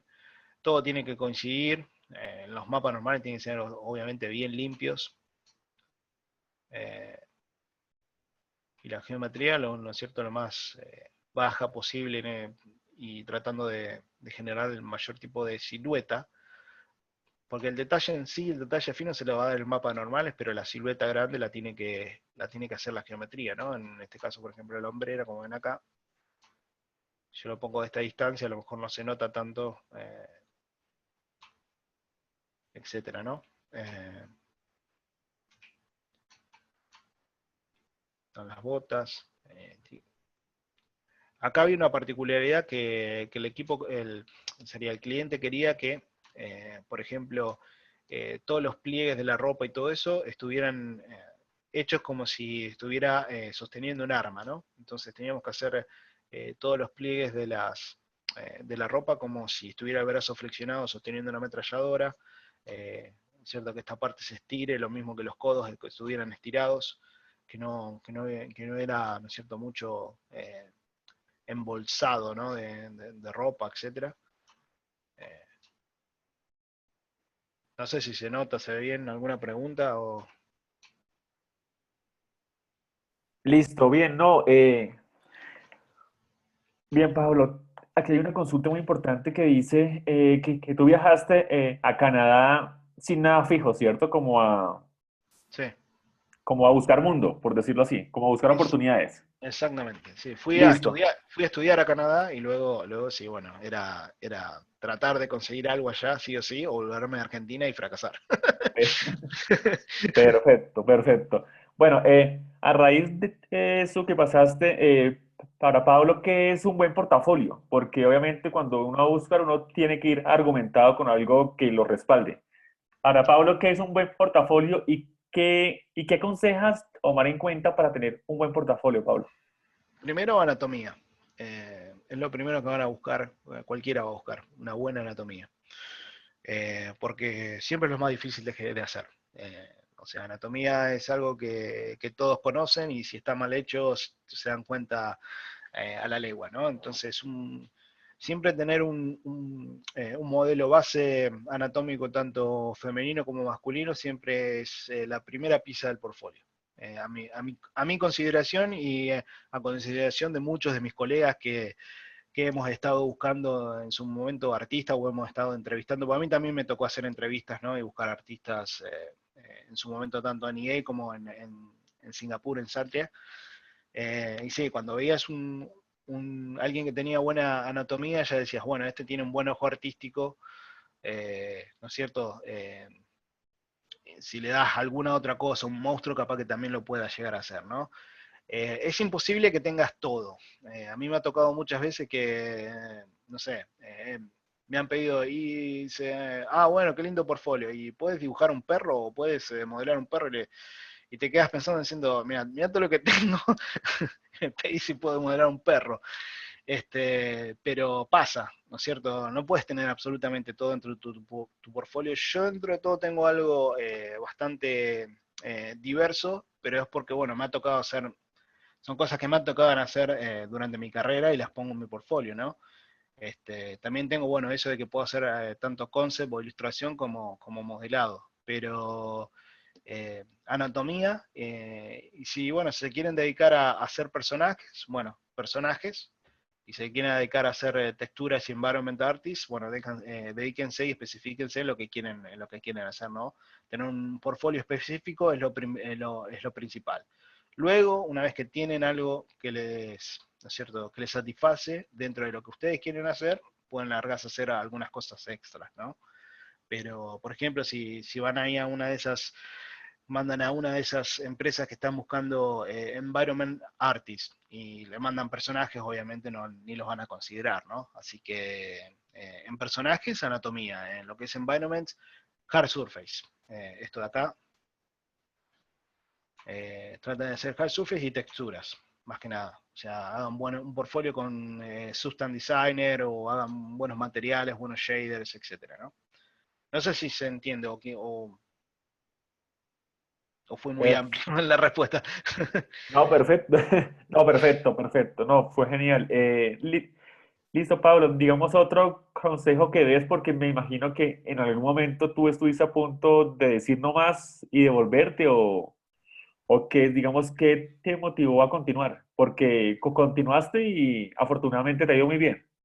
Sí, bueno, creo que fue el momento que más se me complicó, fue en el momento que me vine a Argentina y quería hacer freelance.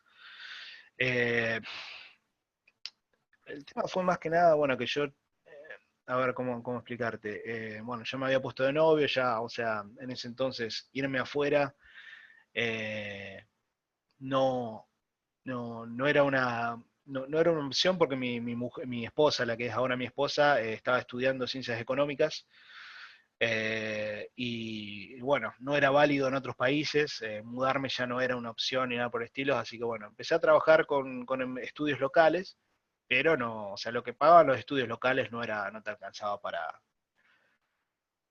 para vivir o para tener el nivel de vida que yo tenía antes, ¿no? En otras empresas. Así que, bueno, ahí fue un poquito duro, pero después conseguí, bueno, trabajar para empresas de afuera. De a poquitos le vas encontrando la beta, ¿no? Tenés que ir buscando, es golpear puertas, mandar portfolio, buscar puertas, no bajar los brazos. Este, creo que ese fue uno de los momentos más complicados.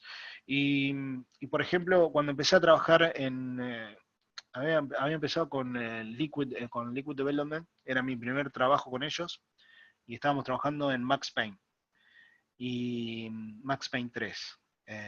Y yo había estado mucho tiempo haciendo arte conceptual y fue el cambio en que había pasado ¿no es cierto?, de lo que eran las texturas comunes a tener mapas de normales, ¿no? Entonces me tuve que poner a estudiar un poco el tema de cómo generar mapas de normales, qué se hacían, y ahí la tuve un poquito complicada, porque me sentía frustrado, había cosas que no me salían y no era por un, ¿no es cierto?, eh, por un aspecto artístico, sino por un aspecto técnico que no lo podía resolver y no tenía a nadie a los costados como para ir a preguntar.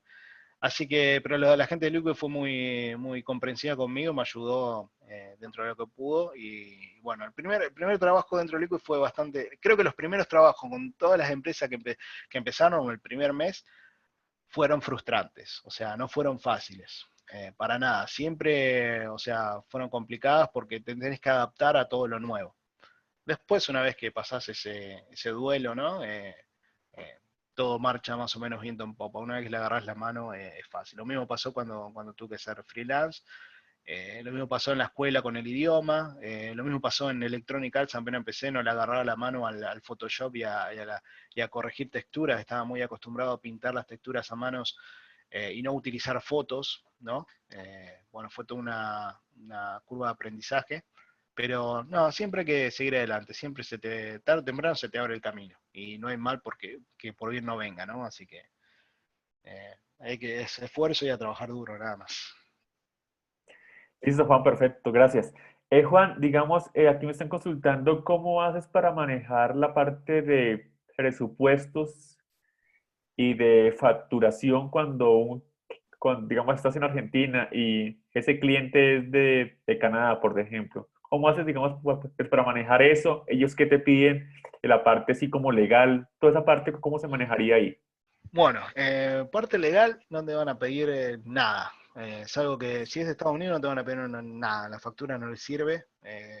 Lo único que sí, cuando ellos te mandan el dinero desde afuera, vos tenés que hacer una factura por un tema interno, ¿no? O sea, cuando te llega, aquí en Argentina por lo menos cuando te llega la plata al banco, el banco te exige dónde está la factura de esto que viene de afuera. Entonces les tenés que entregar el documento de la factura que hiciste, pero para la gente de afuera no les sirve. Hay otras empresas que sí, por ejemplo, clientes de España sí me piden todo, me piden la factura, me piden que le dé la constancia de residencia argentina, eh, o sea, mil documentos. Por lo general, las empresas más que nada te piden lo que se llama un NDA, te hacen firmar, que es un contrato que no vas a decir nada o mostrar nada que no corresponda hasta que el juego salga o hasta, etcétera, ¿no? Por ejemplo. Pero por lo general facturas no te piden si son clientes de Estados Unidos, no. Es más un tema del fisco interno. ¿Se entiende? Perfecto, Y claro lo que de sí. presupuesto creo que ya lo había explicado antes, ¿no? Yo calculo por hora.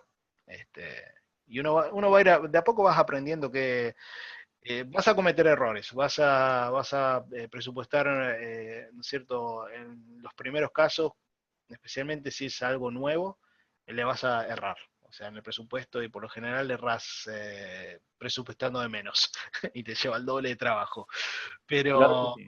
sí, es hasta que aprendes, son cicatrices que tenés que tener, ¿no es cierto? Me ha pasado recientemente con coleccionables, he presupuestado mal y, y bueno, uno va aprendiendo con el pasar de los años y con el pasar del tiempo, ¿no? A hacer ese tipo de cosas. Pero no es algo que te largues y ya sabes cuánto cobrar y todo eso, no, no. O sea, Sí, de hecho hay una ventaja porque si tú estás en Argentina o en otro país de Latinoamérica y vas a cobrar en euros, pues la conversión nos ayuda bastante, ¿cierto, Pablo? Argentina fue muy cambiante. En el momento que yo me vine con freelance, o sea, sí, en ese momento estaba el dólar 3 pesos, y bueno, sí, era una diferencia enorme. O sea, bueno, te podías dar el gusto de estar 2 meses sin trabajar, que no pasaba nada, total cobrabas un poco de más cada cosa. Hoy en día Argentina se ha vuelto carísimo, los impuestos, tanto. Hoy en día Argentina debe ser el país más caro de Sudamérica, fácil. O sea, tenemos el supermercado sale más caro que en Estados Unidos, los autos valen el triple, las computadoras, todo lo que es elemento aquí importado, los elementos para trabajar van en el doble que en cualquier otra parte del mundo. Es complicado ahora, en Argentina está complicado en ese sentido, pero por mucho tiempo sí, el cambio fue muy, muy, muy, muy, muy favorable. O sea que estamos pagando lo que, lo que tuvimos 8 años atrás, ahora lo estamos sufriendo, ¿no? Pero para el resto de Latinoamérica creo que es bastante accesible, el cambio es muy favorable. Por ahí Brasil creo que está un poquito mejor que nosotros, pero también el cambio sigue siendo favorable. Igual, a ver, es muy, o sea, cobrar en dólares siempre va a ser favorable, obviamente, porque el sueldo nuestro promedio acá en Argentina va a ser $600, o sea que si haces 2.000 en un mes, o 3.000, o lo que hagas, ¿no? siempre va a ser favorable, pero antes era mucho más. Se complica cuando ya empezás a tener familia, hijos, que ese sueldo por ahí te queda medio justo o no te alcanza, ¿no? Pero por lo general sí, siempre fue favorable. Listo, listo, perfecto, Pablo. Bueno, aquí hay otras dos consultas porque ya casi estamos a punto de terminar. Bueno, Entonces, bueno, Pablo, aquí una pregunta que a veces no tomamos en cuenta y que yo creo que es una pregunta muy importante y yo creo que tú me ayudes con ella. Digamos, la importancia, Pablo, de mantener aún, digamos, si una compañía de videojuegos me pide X cosas, yo como artista, ¿cómo puedo hacer para hacer las cosas bien y mantenerlos? No, digamos, por ejemplo, que me mande muchos ajustes y yo me indisponga o quiera cobrarles más, porque eso pasa cuando estamos iniciando. Cuando estamos iniciando somos muy, sí, como novatos y, y cómo hacer para no, para aprovechar esas oportunidades y no dejarlas ir, porque a veces decimos, no, pues yo quiero trabajar en una compañía de videojuegos X o Y cuando iniciamos he visto personas que no duran ni un mes. bueno, primero responsabilidad, antes que nada responsabilidad, entregar a tiempo las cosas que te piden.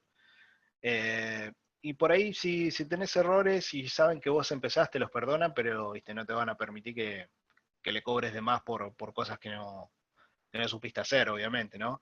Pero sí, las primeras veces a lo mejor vas a tener que dejar pasar ciertos arreglos o ciertas cosas o sea, o ciertas, sí, cambios que te hagan hacer que vos decís, bueno, le tendría que cobrar de más, a lo mejor se lo perdonás como para mantener el cliente. Se lo perdonás las primeras 2 o 3 veces, después obviamente llegas a cierto arreglo cuando ya estás un poco más firme para negociar, obviamente. ¿Se entiende? Sí, claro que sí, Pablo. Un buen punto que nos acabas de indicar. Listo, Pablo, pues nada, pues continúa. Ya nos quedan como 7 minutos ya para terminar. Ujú. Entonces ahí puedes hacer el cierre. Sí, no sé, a ver qué tenemos. Sí, justamente, bueno, estaba probando ahora las técnicas nuevas de ZBrush, un poquito lo que es lo había hecho lo empecé hace un par de días para poder mostrarlo acá, quería hacer el low poly y hacer las texturas, pero no me dio el tiempo, ¿no? Y justo me puse recién antes de empezar a probar las técnicas nuevas ¿cómo se llama? Del Live Boolean y ese tipo de cosas, pero bueno, vamos a ver si puedo, a ver qué tenía algunos, vamos a ver algo en ZBrush. Eh, bueno, como les decía, bueno, este es otro, le vamos a mostrar algunos ejemplos en ZBrush de modelos. Si quieren hacer preguntas mientras muestro cosas, no hay problema. Si alguno tiene alguna otra duda. Listo, Pablo, claro que sí. Aquí me comentan que más o menos cuántas horas, digamos, en cuántas horas alcanzas a hacer un personaje para videojuegos. Un estimado, porque obviamente todos no son iguales. Uno, como les decía, las armaduras de Halo tardan 1 mes y medio, más o menos, casi 2 meses, y por esas creo que se pagaba $7.000. Ah, bien. Sí, y un personaje algo como este acá puede tardar un poquito menos de un mes y puede estar entre los 3.500 $4.000. Este es más orgánico, es más simple. Todo depende Todo depende qué te pidan hacer, ¿no? Porque a veces también tenés el modelo de baja resolución, tenés LODs, los LODs, los Level of Detail también se llama, que no solo tenés que hacer uno de baja resolución, sino 3 o 4, este, etcétera, ¿no? Hay siempre cosas extra y eso se va poniendo. Por lo general, con las empresas que yo trabajo ya me ponen el precio. Ellos me dicen, mira, tengo esto, te pago tanto. Lo querés hacer, lo tomás y lo agarrás. Y más o menos ellos te pagan entre 1.000 y $1.200 en lo que es Liquid Development, ¿no? 1.000 y $1.200 la semana de trabajo aproximada. Como son todos artistas, más o menos, adentro de la empresa más o menos saben, ¿no es cierto?, cuánto te puede llegar a llevar hacer un personaje, ¿no? Son bastante comprensivos en ese sentido. Hay clientes que no, que le tenés que decir, mira, esto me va a llevar tanto, te voy a cobrar tanto, pero depende mucho del personaje, depende mucho de la complejidad del personaje, especialmente si, bueno, si Este a lo mejor es un poco más simple, a lo mejor $3.000, 3.500, pero algo tipo con armadura y con cosas un poco más complicadas puede ir un poquito más. Fácil, entre 3 semanas y media te puede llevar algo así, ¿no? Está acá, bueno, tenía la textura justo puesta. Esto está hecho con el que le decía el Zap Link, que está aquí, proyectado dentro de Photoshop. Después a ver qué otra cosita tengo. A lo mejor les puedo mostrar algo en Marmoset. Ay.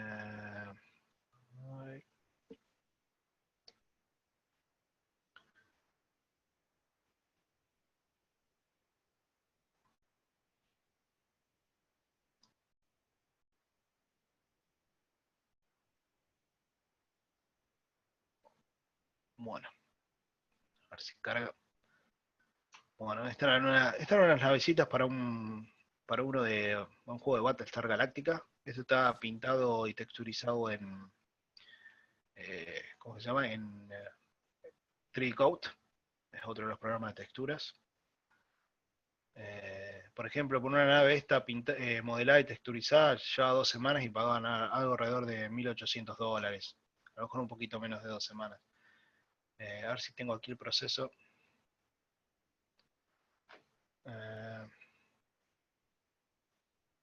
¿Se ve ahí la pantalla? Sí. No, lo había guardado, pero no lo... A ver, archivo. A ver si lo tengo acá.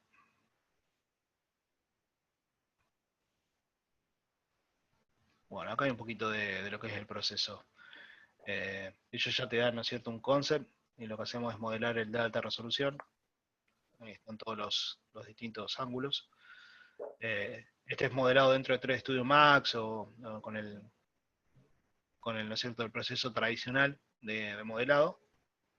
Una vez que tenemos el modelo ese, bueno, hacemos el de baja resolución y bueno, lo que es UV y todo eso tiene que estar todo bien, ¿no es cierto?, aceitado, bien, tiene que ser todo uniforme. Ahí está el modelo de baja resolución, con pocos polígonos. Y acá está, bueno, acá está 3D Coat y cómo los pintábamos. 3D Coat es un programa muy similar a Photoshop. Es un programa mucho más completo, tiene también esculpido, tiene un montón de cosas, ¿no? Pero la parte de pintado es parecida a Photoshop, se la puede pintar todas las gastaduras y todo ese tipo de cosas directamente en 3D. Estos son los UVs. Fíjense que hay cambios, ahí me hicieron hacer cambios dentro de los UVs para aprovechar un poco más. Creo que estos eran los primeros y hay algunos, ¿no es cierto?, huecos que se pueden aprovechar un poquito más. Y creo que estos fueron los cambios finales donde se ajustó todo, ¿no? Pero siempre tenés cambios para hacer. Este es el modelo con el difuso en 1024 y el normal en 512 píxeles. Este sería fíjense la diferencia, este es el de baja resolución con Normal Maps y este es el de alta resolución. Primero se hace una base y después se le agregan los detalles. Este es el High Poly, ¿no? Y bueno, el proceso final texturizado es este de aquí. Y como les decía, más o menos 1 semana y media, 2 semanas para hacer esto y $1.800 es lo que me pagaban. No es que yo le dije, quiero cobrar $1.800, ellos es lo que te pagan por nave. Había naves más complicadas, había naves más fáciles, creo que hicimos como 10 naves cada artista en su momento, y bueno, alguna te tocaba fácil, o otra te tocaba un poco más compleja. Pero ya tenían, o sea, un presupuesto para cada nave, ¿no? Y de ahí, aparte del de baja resolución, había que hacer lo que es LODs, que son, se usa la misma textura, pero con geometría con menos polígonos para cuando se ve de lejos el modelo, ¿no? A ver qué otra cosa que tengo. Que podemos cargar acá. El del FBI, entonces lo vimos. Una consulta, Pablo. Cuando te piden que hagas, digamos, el modelo de una nave, que hagas el concepto más, que hagas, o sea, hacer el concepto y hacer pues que modelo listo y finalizado. En ese caso, ¿cuánto puede subir más el valor de ese arte, de ese proyecto? Por lo general, no me piden que haga el concept y el modelo. Por lo general, o me piden el concept o me piden el modelo. Pero sí, lo calculás por hora, por cantidad de horas. O sea, lo manejás con el cliente. Depende, vas tanteando a ver cuánto te puede llegar a pagar.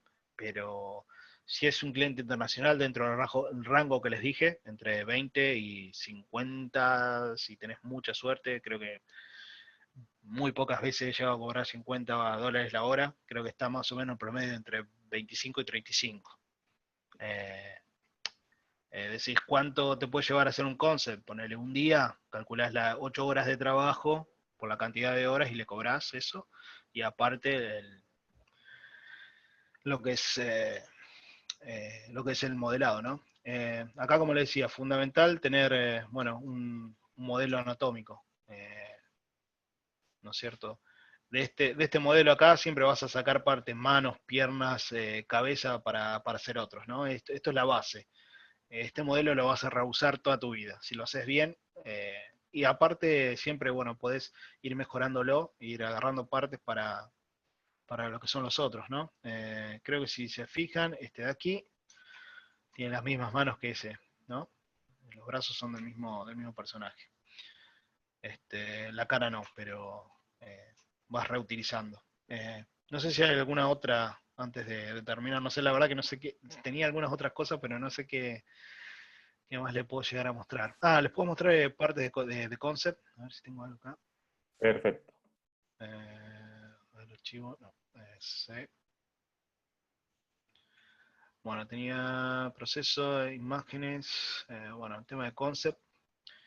Bueno, he hecho, bueno, un poco de todo. A ver, el proceso de concepto. Bueno, estas eran, bueno, en el momento ese que estaba empezando con freelance, trabajando para unos estudios de acá de Argentina, de animación. Me habían pedido conceptos de un tipo, un robot, ¿no? Bueno, le tiré primero estos conceptos que ven acá, después pasamos eh, bueno, de acá sacamos algunas ideas y bueno, esto ya directamente hecho en lápiz, cómo se iba a animar, cómo se iba a plegar, porque lo iba a llevar una nave, ¿viste? Etcétera. Entonces esto es hecho en lápiz. Acá tenemos otros modelos. Y de estos dos que están acá, sacamos el concepto final. Que para que vean que con el concept también hay procesos, ¿no? Se hace algo bien tipo sketch y después se va mejorando, ¿no? Este es el concept final. Y luego en me tocó hacer un modelado muy básico, pero me tocó hacerlo. No me acuerdo que se cobró por esto, pero era acá en Argentina, así que se cobró mucho menos. este, pero fue un lindo proyecto. Y está cómo se pliega el robot, etcétera, ¿no? Cómo va a estar animado.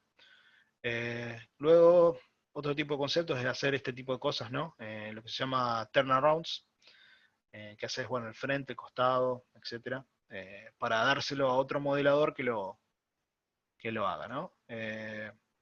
Aquí tenemos otro de esos. Luego también, bueno, lo que es environments, pinturas de escenarios. Tenemos algunos diseños de algunas ubicaciones. ¿Qué más? Bueno, también me tocó hacer, bueno, la pantalla de carga de este juego que se llamó Empire Z. Bueno, esto fue muy, muy lindo hacerlo. Yo tardé como una semana y media en pintar eso, un poco más. También estaban lo que eran los héroes. Me tocó hacer los concepts de algunos personajes. Bueno, ese no, el último era más un trabajo personal. A veces te tocan hacer este tipo de cosas para los jueguitos, ¿no? Esos que podés crear edificios, no me acuerdo cómo se llama, tipos de estrategia, ¿no? ¿Qué más? Esto tenemos lo de Satria, que creo que ya se lo habías mostrado. El tema concept, de environment. Bueno, proceso de logos, por ejemplo. Muchas veces me tocó hacer logos para juegos. Y bueno, de la misma manera, tipo, ¿no es cierto? Le tirás ideas y dentro de las ideas van eligiendo, los clientes van eligiendo, pones el A, el B, el C, ¿no es cierto? Esto eran las barritas ¿no es cierto?, del porcentaje de cuándo iba cargando el juego, son ideas que le voy tirando a los clientes. Por ejemplo, primero le hago algo así, ¿no es cierto? esta era la idea. Por ejemplo, una mancha de sangre, el ADN, ¿no es cierto?, infectándose, porque era un juego de zombies. Y acá el tubo de ensayo ese que terminó, creo que sí, terminó siendo ese. Y estos eran un poco más simples. Después estaba el del tubo de ensayo, y creo que fue esta la que eligieron, ¿no? O no me acuerdo si el tubo de ensayo o esta, alguna de las dos era, bueno, la manchita de sangre y se iba corriendo a medida que iba creciendo la barra. Después muchas veces te toca hacer este tipo de cosas, ¿no? Que son los iconitos para los juegos de estrategia, ¿no? Que vos cliqueas en los distintos elementos. A ver si tengo algo acá. A ver si en descargas había puesto. Bueno, acá hay algunas partes más. Estos iconitos así, ¿no es cierto? Que, bueno, cuando creas monedas, creas hierro, pones defensa, misiles, esos iconitos que tienen los juegos. Después, bueno, esto era más, es un juego más cartoon. Tenés este tipo de cosas acá también, como les mostraba. Estos son todos iconos de defensa, de, bueno, petróleo, armada, ganadería, etcétera. Son todos juegos de estrategias, ¿no? También te tocan props tipo espadas. ¿Dónde estamos? Y este, por ejemplo, esto estuvo bastante bueno, que era un juego tipo 2D, de cómo entrenar a tu dragón. No sé si conocen esa película. Y peleaban los dos dragones acá dentro de la arena. Teníamos que hacer, ¿no es cierto?, ilustraciones de fondo. Son todas ilustraciones. Y acá está... bueno, pasé. Las teníamos que hacer, ¿no es cierto?, enteras, pero divididas en capas para que se pueda animar en 2D, ¿no? Para dar el efecto de perspectiva. Entonces estaba hecho la parte de adelante, la parte del medio, las piedritas para que pase el personaje por atrás de las piedras, el agua para poner reflejo, la cascada que la animaban ellos con flash o con algo por el estilo, y el fondo, ¿no? Y después, por último, también tenía un poco de proceso acá. ¿Cómo voy manejando con el cliente el concept, no? Primero le tiro un par de ideas. Este fue un poco complicado, porque hubo muchas idas y vueltas, y creo que tardamos, no sé, una cosa así de 3 semanas, dando vueltas y cambiándole cosas al concept, y no, la verdad que la paga no fue por 3 semanas, sino por una, así que ahí salí perdiendo. Tenés las ganadas y tenés las perdidas, ¿no? Empiezo con 3 opciones para el cliente. El cliente le gusta algo, le gusta ciertas cosas de uno, ciertas de otro. Lo pulizo un poco más, le agregas detalles. Esos 3 no le gustaron, no querían el personaje, así que cambiamos y le hice otros 3 más. Ahí le empezó a gustar. De esos eligieron, creo que uno, me parece que era este, pero con los colores de este de aquí. Así que bueno, aquí hice un par más. Después terminamos con algo así. Le fuimos agregando detalles, le cambiamos los edificios, la iluminación, y creo que el final fue esto de acá, ¿no? Que es, bueno, es un poco de pintura con algunas, ¿no es cierto?, partes de fotos agregadas tipo terreno, etcétera, ¿no? Bueno, ese es más o menos el proceso en general que se utiliza, ir, ¿no es cierto?, parte por parte, mostrándole al cliente que lo apruebe, seguir, o sea que tienen que tener en cuenta que no es algo lineal, que si lo haces y lo terminás, sino que es un ida y vuelta. No sé si se entendió.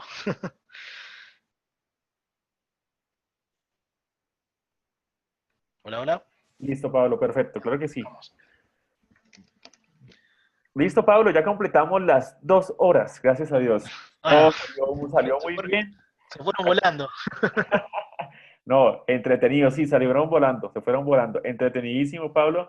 Yo quiero, Pablo, que, no sé, pues si podemos hacer, digamos, una conferencia de anatomía en un futuro no muy lejano, sería muy bueno. Se ve que manejas lo de la anatomía bien y sería lo de la base para los alumnos, para que los alumnos del IBEL y las personas que están comenzando, sería una base muy buena para que comiencen a generar portafolios bastante buenos. No sé Sí, si en el futuro lo puedas hacer. no habría problema, hay que encontrar el tiempo, pues estamos medio complicados de tiempo. Igualmente, anatomía es algo que no paras de aprender nunca. Yo ahora con los conexionables, o sea, estaba muy acostumbrado a hacerlo en pose de T, más que nada. Sí. Y ahora con los coleccionables no hay que posarlos en diferentes poses, músculos cambian, y bueno, todavía estoy aprendiendo y no se para de aprender nunca eso, ¿no? posar los personajes me costó bastante últimamente, así que también, sí, no habría problema, pero bueno, habría que encontrar el tiempo y el momento. No, sí, No Pablo, habría claro que ningún- sí. No, claro, ahí nos acomodaríamos a tu espacio y ahí de igual forma vamos a estar en contacto permanente. Pues Bueno, muchachos, les agradecemos a Pablo su valioso tiempo, que recuerden que él cobra por hora, entonces serían $80 la hora. no, no sé si no sé si pero bueno. No, la verdad que fue un placer y bueno, siempre es grato, ¿no es cierto?, tratar de compartir, ¿no es cierto?, las experiencias de uno más que nada porque, bueno, en su momento yo no tuve este tipo de cosas, ¿no? Fue un llanero solitario irse para Canadá a buscar, Total. si hubiese habido este tipo de información ¿no es cierto?, en todos lados, creo que hubiese sido mucho más fácil, ¿no? Y bueno, facilitarle o allanarle el camino a otra gente siempre es grato, así que ha sido un placer Perfecto. para mí. Perfecto. Pablo, un último consejo para quienes tienen ese sueño de llegar a las grandes ligas, por decirlo así, de ese hermoso arte, Pablo. ¿Qué consejo les Eh, darías para que no se desanimen y sigan adelante?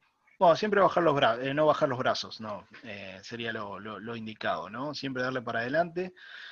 Con el tema de mandar a todos lados, y si, por ejemplo, mandaste a una empresa y tenés algo nuevo, después de 6 meses o 8 meses, volvérselo a mandar, siempre y cuando tengas algo nuevo, insistir. Tampoco insistir a los 2 meses, ¿no? Pero insistir a los 8 meses, seguir mandando portfolios, ir a todos esos lados, tipo ArtStation y ese tipo de cosas, y buscar, ¿no es cierto? Buscar, y bueno, darle con el arte, anatomía, y bueno, siempre tratar de progresar en ese sentido. Y hay algo que siempre, bueno, con todos los artistas compartimos, es que cuando uno se siente estancado es cuando realmente estás aprendiendo, y cuando te sentís que te salen las cosas es cuando estás estancado. Generalmente pasa así, cuando te cuesta es porque estás aprendiendo, así que siempre que les cueste o estén un poco frustrados es porque algo de esa frustración están sacando, así que a no bajar los brazos. Y porque viene algo grande. Exactamente. Siempre la vida se compensa, ¿no? Cuando te pasa algo es porque algo bueno te está por pasar, así que No, perfecto. seamos optimistas y veámoslo de esa manera. Claro que sí. No, agradecidos. No sabes cuánto. Aquí estamos agradecidos. Toda la comunidad está contenta. Recuerde que vamos a subir esta conferencia a nuestro canal de YouTube. Perfecto. Entonces, sí, muchachos. Aquí me pregunta que si hay ofertas en diciembre de curso. Sí, sí, sí, sí. Estén listos para el Viernes Negro que viene con toda. Black Friday. Vale, entonces Bueno, listo, Pablo. Un fuerte abrazo. Te perfecto. agradecemos de corazón y estamos en contacto, ¿vale? Dale, muchísimas gracias y muchas gracias a todos, ¿eh? Ha sido Vale, un placer. igualmente. Bye, bye. Bye bye.